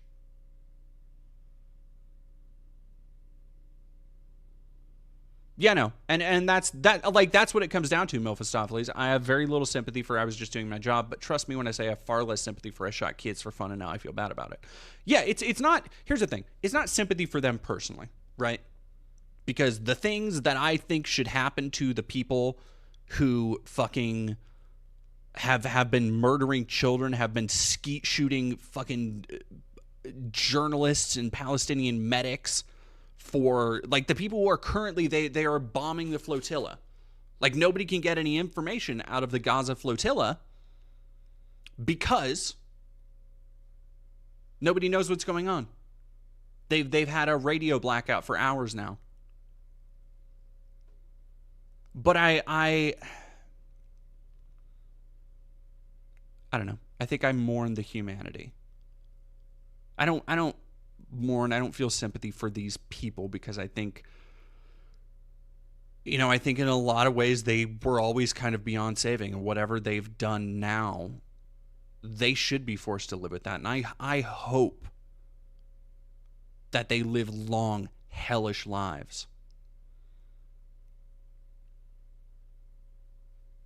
I hope they live with their sins and they never leave them.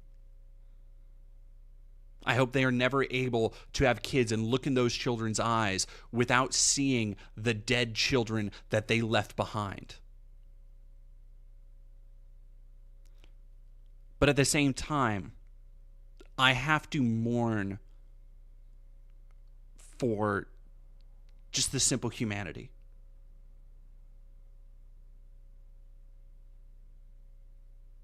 Not theirs necessarily, just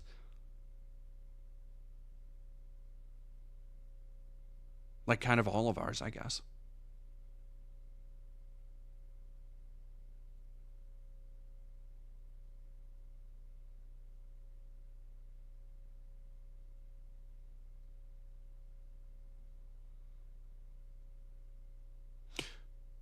And the thing that I look at when I think of the far right government of Israel, and I think about how much the IOF have trained our police officers.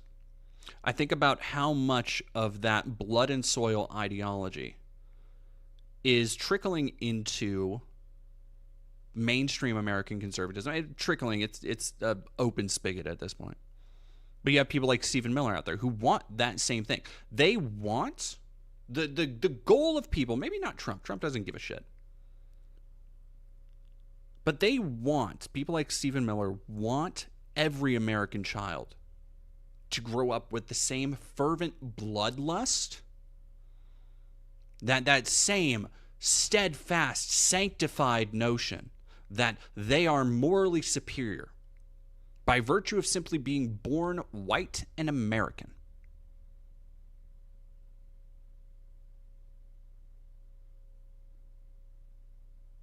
And I don't know how do you stop that?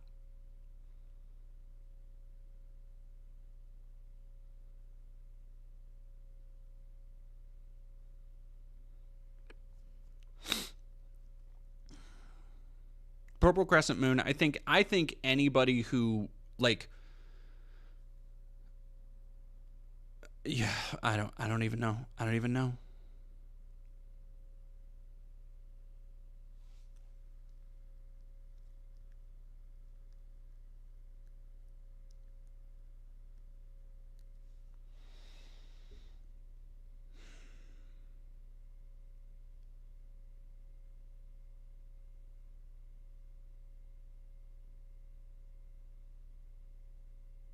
Jimmy Kimmel must have the answer.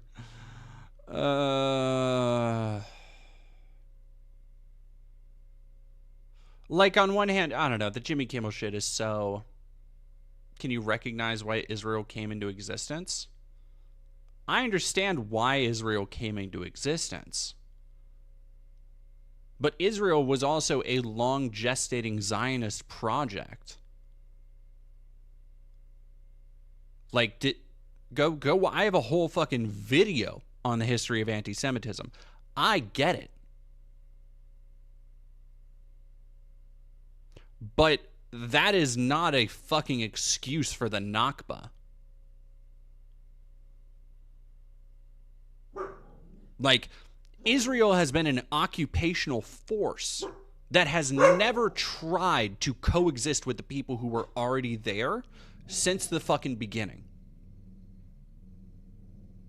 If you want any more conversation on that, go watch the video.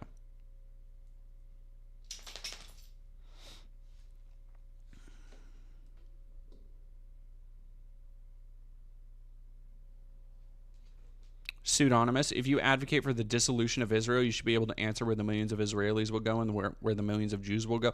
See, and that's the thing, is that there isn't, in a perfect world, sure, we could have Israel be its own state separate from Gaza, but that's obviously not going to fucking happen now. Like, they've been there for generations. They are entrenched on the world stage.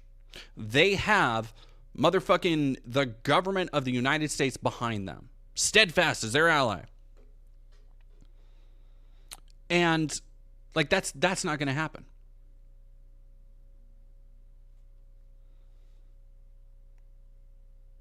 The problem is that, like it is a foregone conclusion that, yeah, the Jews are going to, like, the Jewish Israelis who are there now are going to be there. I am not saying that, oh, yeah, we need to dissolve the state of Israel, because that is not realistic. That is not fucking feasible. The problem is the ongoing genocide against Gazans, because the Israeli government and people like Netanyahu see Arab people, see Muslim people as inherently lesser than them.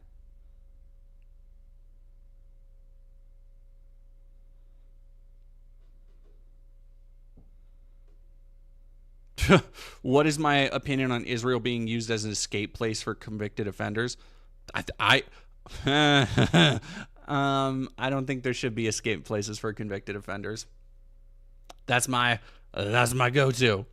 I talked about this. If you want to hear my hot takes on convicted offenders and capital punishment, it's in the Patreon episode of the new What the Fuck Now.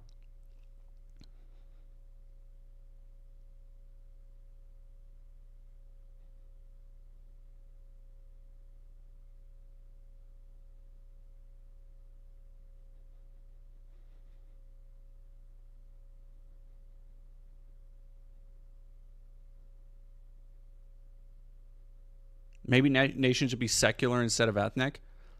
I mean, no. Like, I wouldn't, no. Because then, like, that's just a fast track to crusades. Like, that's just a fast track to, well, our religion is better than their religion, so they should die. Like, honestly, secularism, I feel, just breeds a different kind of like xenophobia.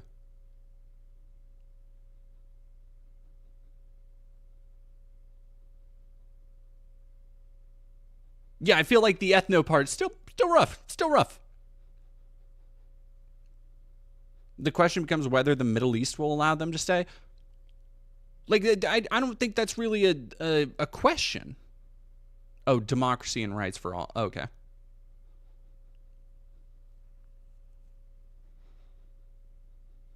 Have a good one, Mystic Mojo.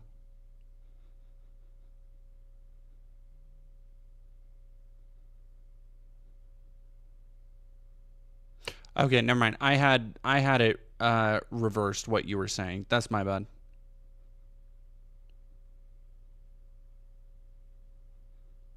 We've been sitting on this. I'm so tired of looking at Ryan Walters. Let's fucking finally watch this shit. So if y'all don't remember, Ryan Walters is the sycophantic Christian nationalist piece of shit working in Oklahoma to just turn every Oklahoma school into a constant stream of Christo-fascist indoctrination.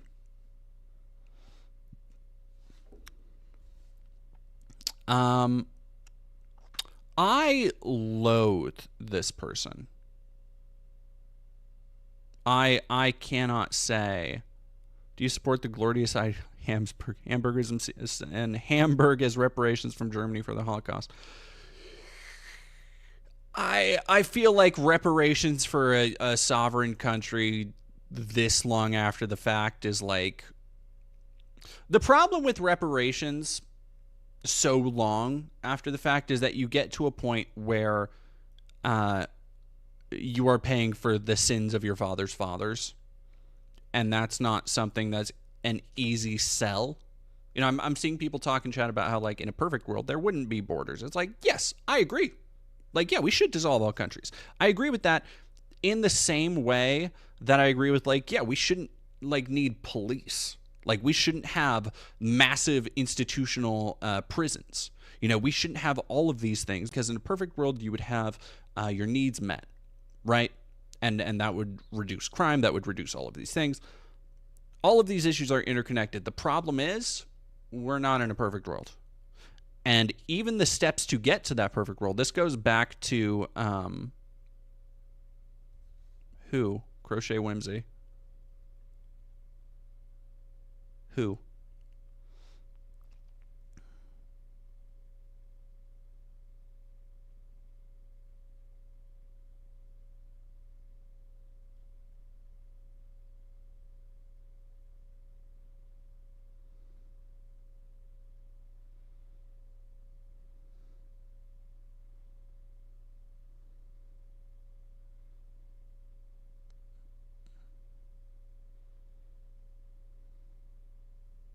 Cancer Connoisseur.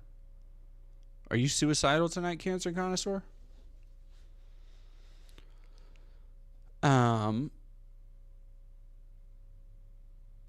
Winter I like, but here's the thing. You have to think about something not just in terms of how easy it would be for capital to do, because capital could handle all this shit, but how easy it is to sell people on these ideas. Like, it is a needle that needs to be moved progressively. Like, and we have so many things before we get there, right? Well, why do you say that, Cancer Connoisseur? Yeah, not even a perfect world. Like, we need to get to a functional world. A little bit, not gonna lie. Well, what's on your mind?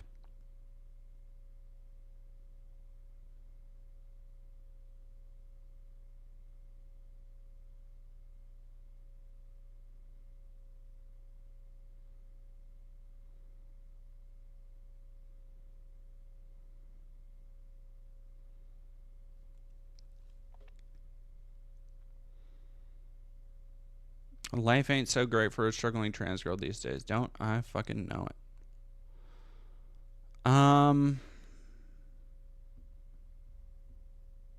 No, it's not.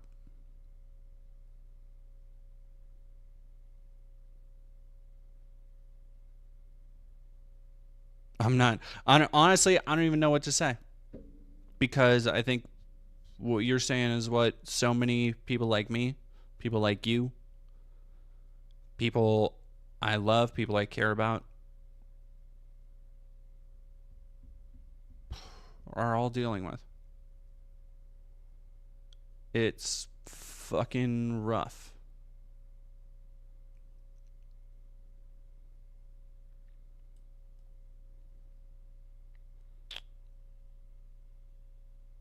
I was talking about this with my partner the other day.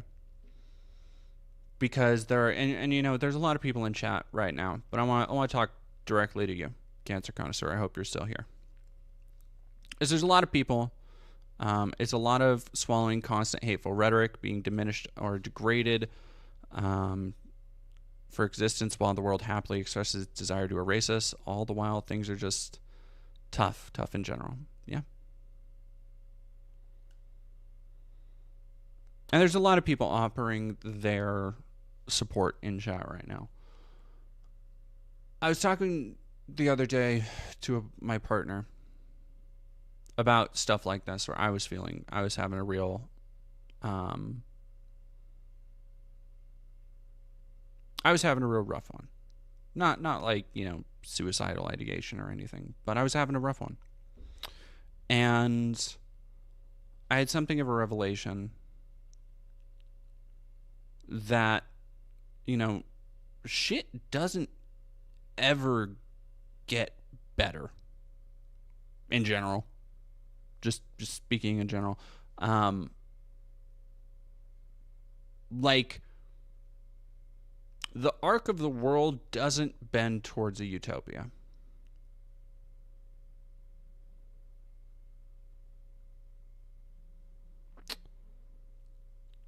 But it does bend towards good things. Bends to understanding, communication, love, caring. And every bad thing that happens, multiple bad things will happen. And sometimes there might not be anything good for a really long time. But then you find something good.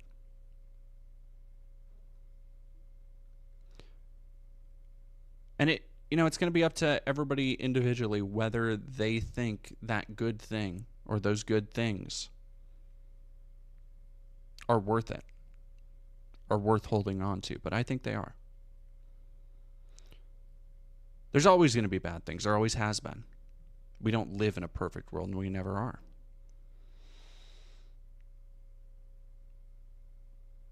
But we do live in a world with bad things and good things.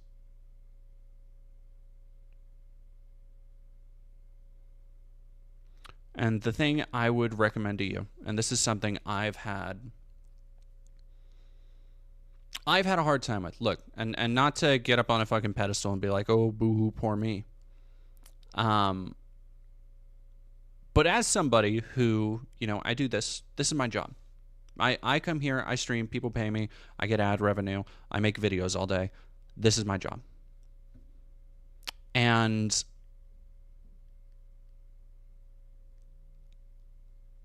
that means I get told by my friends, my family and stuff when I'm just having a fucking rough one, take a break from social media. Take a break. Stop looking at things. And I can't. Like, I can't. Like, I straight up can't. Which sucks. Oh, it really sucks. Like, it was the thing when Charlie Kirk died.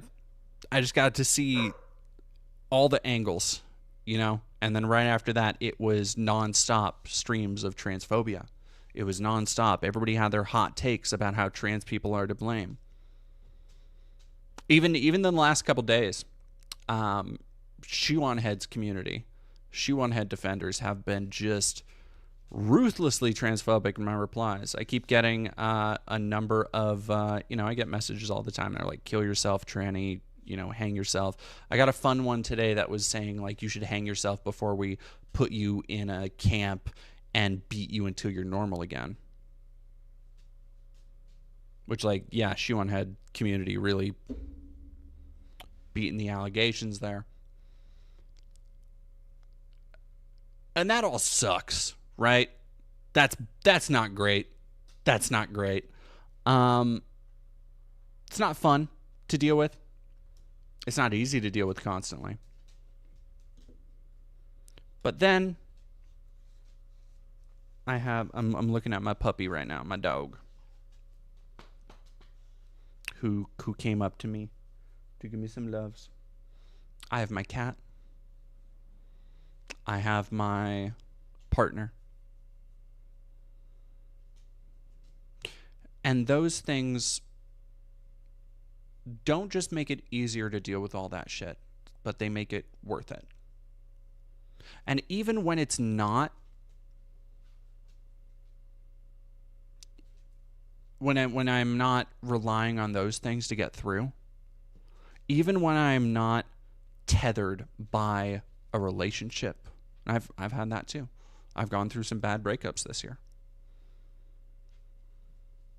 And when I don't have that, I still have things to turn to. There was God, what's his name?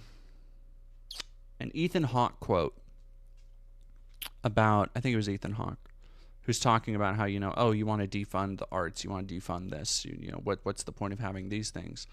And everybody always thinks that art is this ephemeral thing, or it's just, high class, or it's just, highbrow. And then you have, and I'm completely butchering the quote, I know. But then you lose somebody. Then you fall in love. Then you have a tragedy in your life. And you find a poem or a story or a movie that encapsulates that feeling, that captures in ways you never thought possible the things that you think nobody else has ever felt. And I think about that a lot because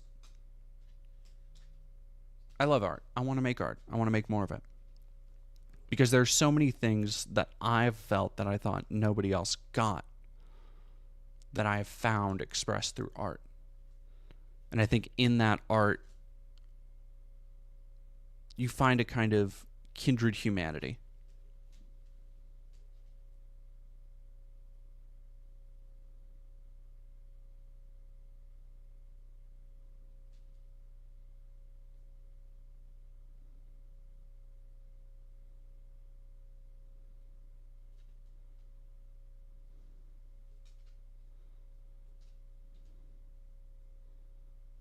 I think that's where we can find a lot of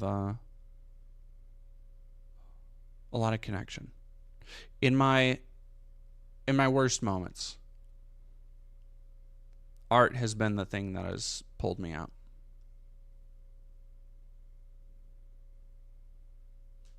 And I think the reason is that, as I'm talking about having, a partner, a dog, I fully acknowledge that I have the privilege of being like somebody with a roof over their head, somebody who can stream, somebody who has a platform, somebody who has a dog and a cat. And I have these things that I could lose, but I have them. And I realize that does put me in a place of privilege. But even if you are not in that place of privilege, and even if things look so much darker,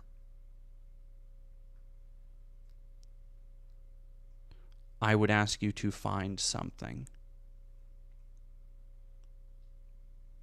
I would ask you to go read a book. I would ask you to, and again, I started off by saying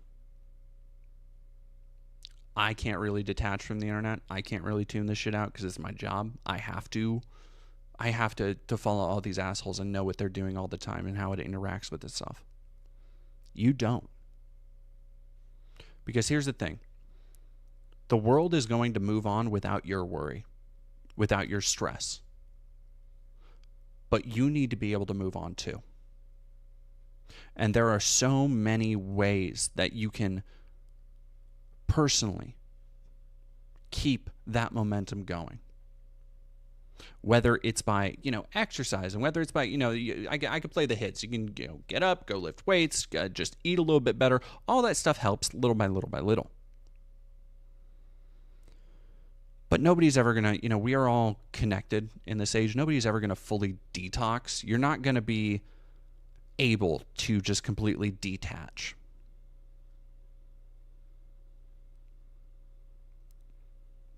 But I think because we are so connected, and I think there are so many different things happening all the time,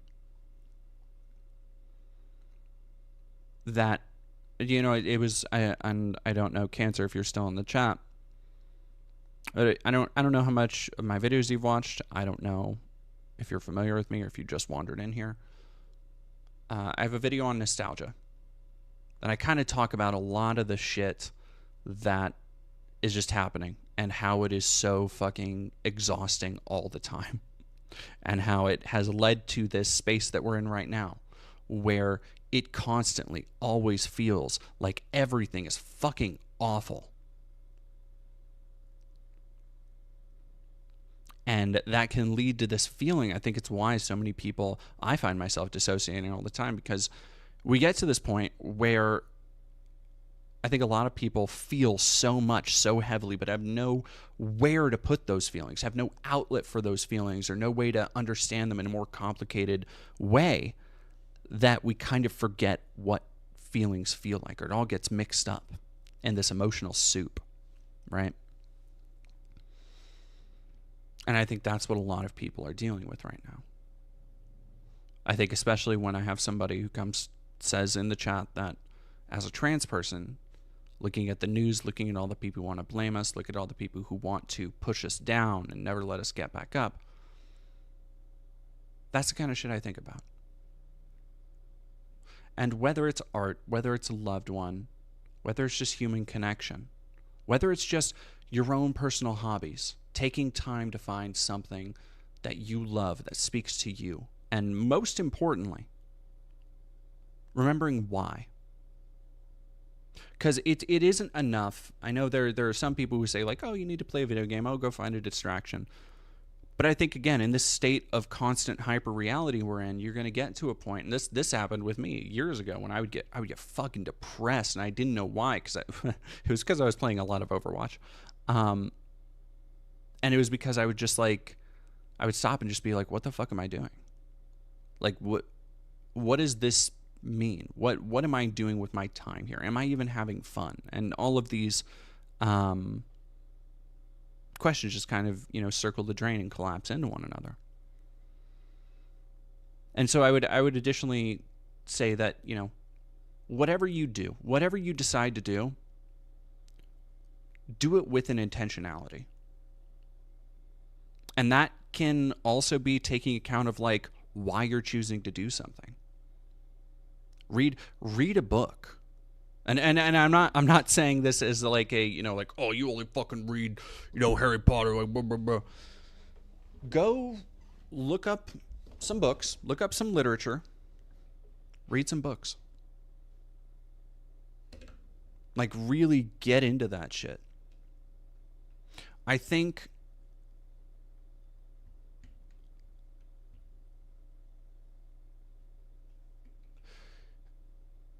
and this might just be me.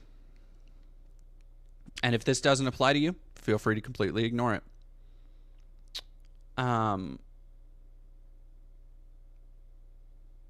I tend to seek out the dark when I'm in a bad place. It's why, and I tend to seek out the dark side of things anyway, either way.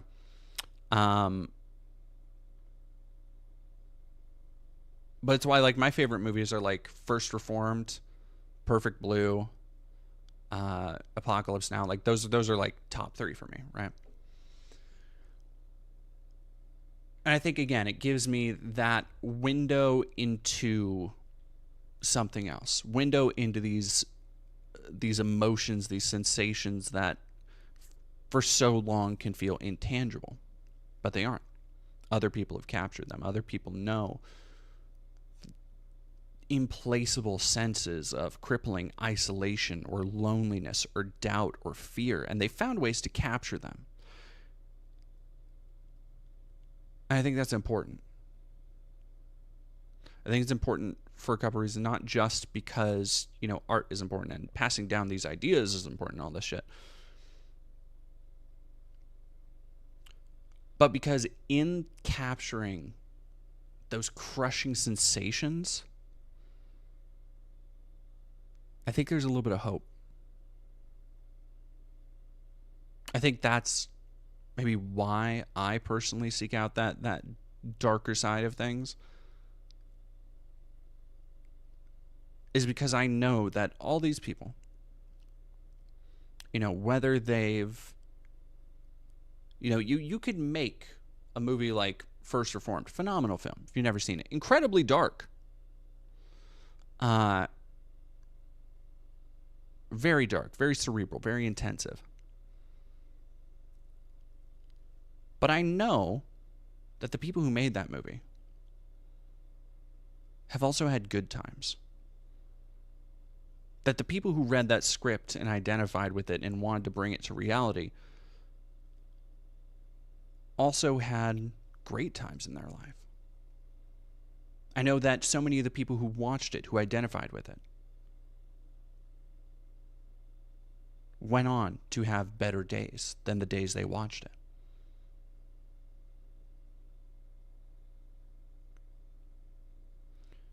I've realized I'm kind of wandering here. Cancer, and I hope I've just been talking to you, and I hope whoever else has been listening has found this valuable. But all of this is to say that, yeah, shit is bad, but it's never all bad. It's never going to be all bad. I'm a big believer in balance, and the world is massively out of balance, but it desperately wants to be in balance. And I think the best way to balance everything is to start with ourselves, where we have to take the good with the bad.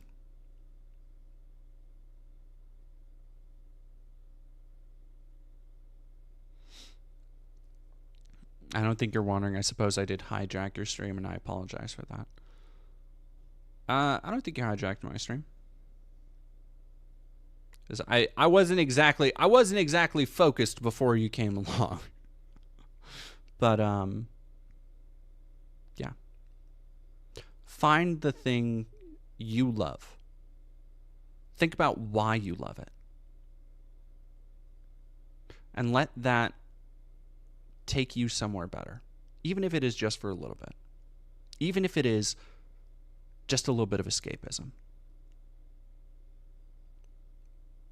Get in touch with your own emotions. Feel them. Don't let them rule you or control you, but it is important. Here's the thing that I think a lot of people, this is something that I've struggled with people I know who, and this has never been my thing. Well, it is my thing a little bit, but I think so many people avoid feeling. They try and hold back that part that wants to feel.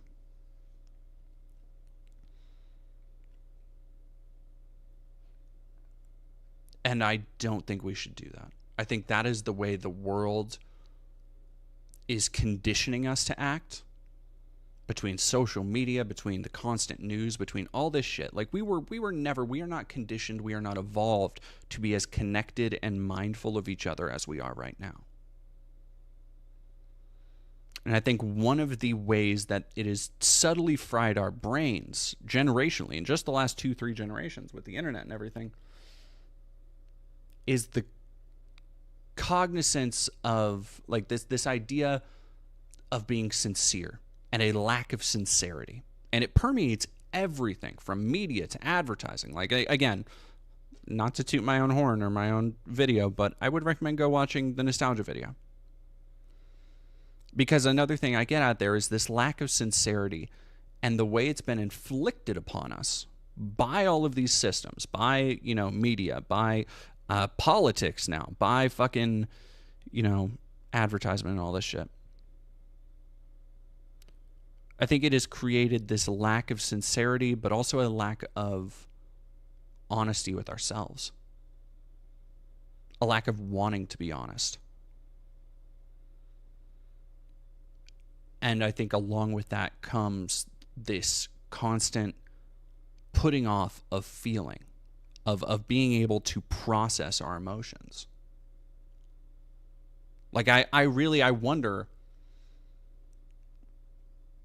how many people have processed like seeing Charlie Kirk die. Like, what, not, aside from it being a polarizing political figure, how many people was that the first time they saw somebody die? And they have not, because we're not equipped to really recognize death when we see it in a genuine way. How many people haven't really taken the time to process that? I think about that a lot. And just in general, I think kind of the same thing. I think it is something that a lot of people have been forced to deal with, the gravity of the genocide in Gaza, because of social media.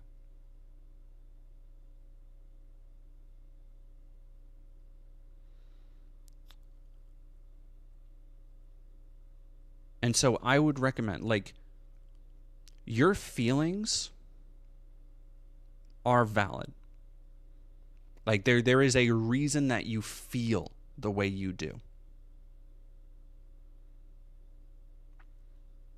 But I think people need to understand that. And that I don't mean that in a TikTok philosophy kind of way, like you don't need to apologize to anybody. Like, I think TikTok philosophy has done a lot of fucking damage, and enables some pretty rough habits that are very selfish. But I think that more and more people need to get in touch with their own feelings and really start to understand why they feel the way they do, what they feel about things, how they feel those things, how they release that pressure. Because it is, they are these pressure valves that are building up inside of all of us all the fucking time. And it's just more and more pressure. But we do need, in a certain way, to take a little bit of responsibility with that. It is your responsibility to take care of yourself, to take care of your mental health. And I think more people need to understand that like, it can be a combination of things. Sometimes that means, going for a run. I go for runs all the time. Sometimes it's just sitting and playing a video game. Sometimes it can just be taking a nice bath, sitting, thinking. I am always, the thing I love doing is when I'm in a really receptive mood, I love new shit. Not like, new product, but just new music. I love new films, things I've never seen before, even if they're bad. It's why I pay for fucking, Apple Music. So I'll just go like, okay, what is hot in this category? What is, or, let me go down a classic rabbit hole. Let me listen to the greatest hits of Muddy Waters. Like, let me go all the way through Howling Wolf's backlog. And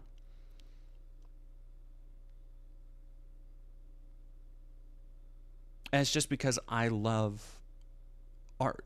We have come up with so many unlimited ways to approach emotion and ways to process it.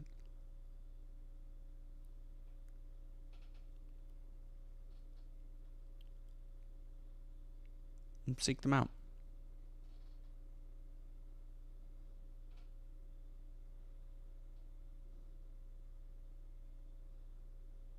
Anyway.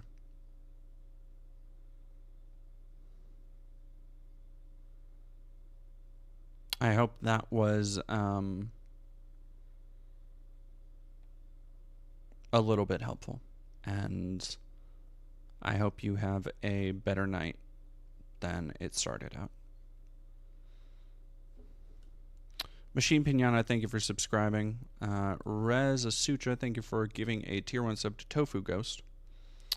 Knadoc, thank you for following. And Cliff, thank you for subscribing.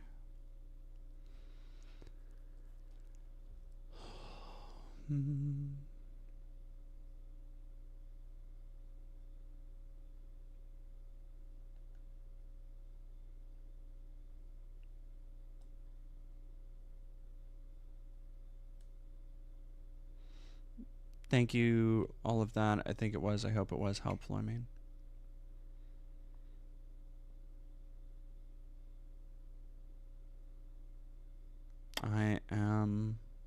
I'm glad to hear it. I hope it was. I hope I wasn't just rambling.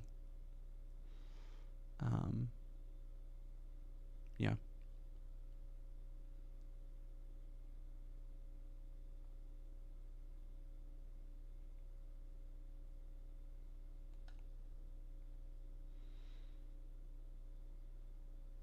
I don't even really want to fucking watch this dickhead now. Like, after that, I'm gonna fucking like watch Ryan Walters. Come on, chat. $10. Thank you, KR Jung. Oh, thank you for super chatting twice. Much love to all. Yeah, give me 1 second. I will be right back.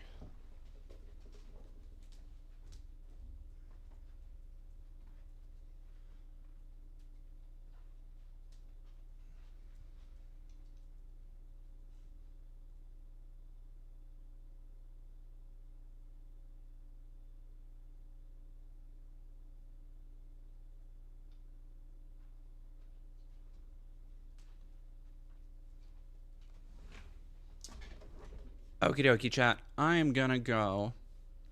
We didn't need to fucking watch Ryan Walters anyway, did we? Did we really need to?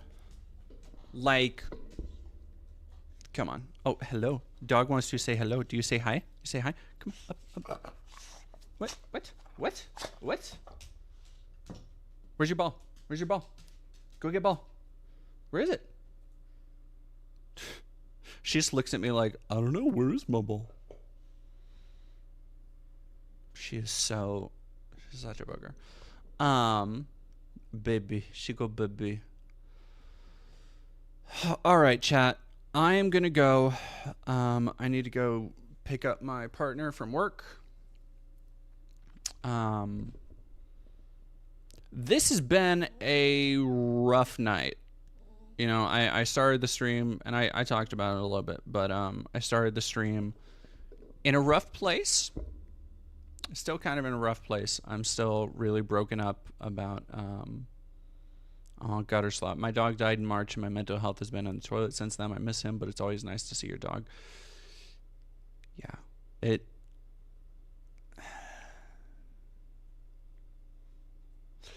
The thing about losing pets, and I've talked a lot of people through losing pets and putting down their pets and having to deal with it.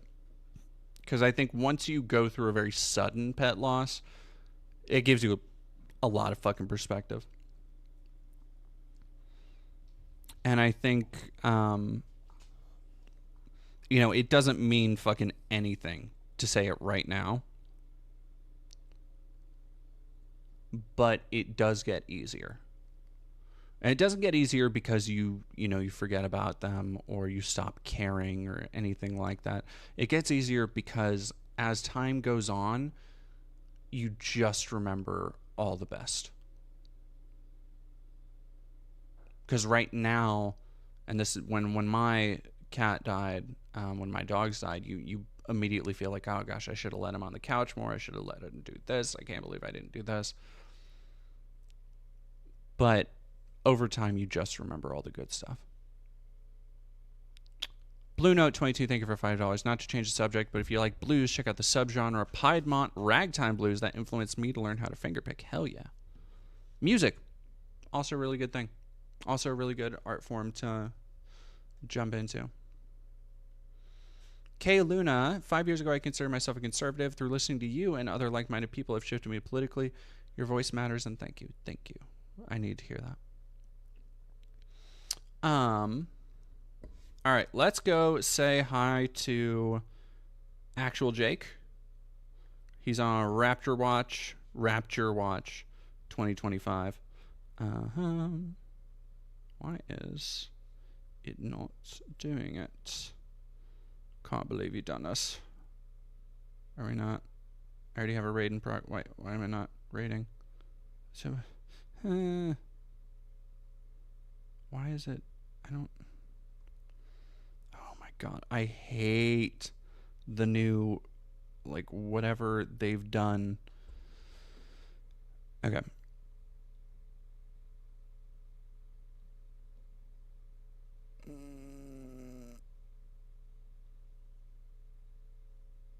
Okay, there we go. Nope. It already. All right. Oh my God. All right. Go over and say hi to Actual Jake. I love y'all. Have a good rest of your night. Stay tuned to the channel. We've got new videos coming soon. And go check out all the videos. And have a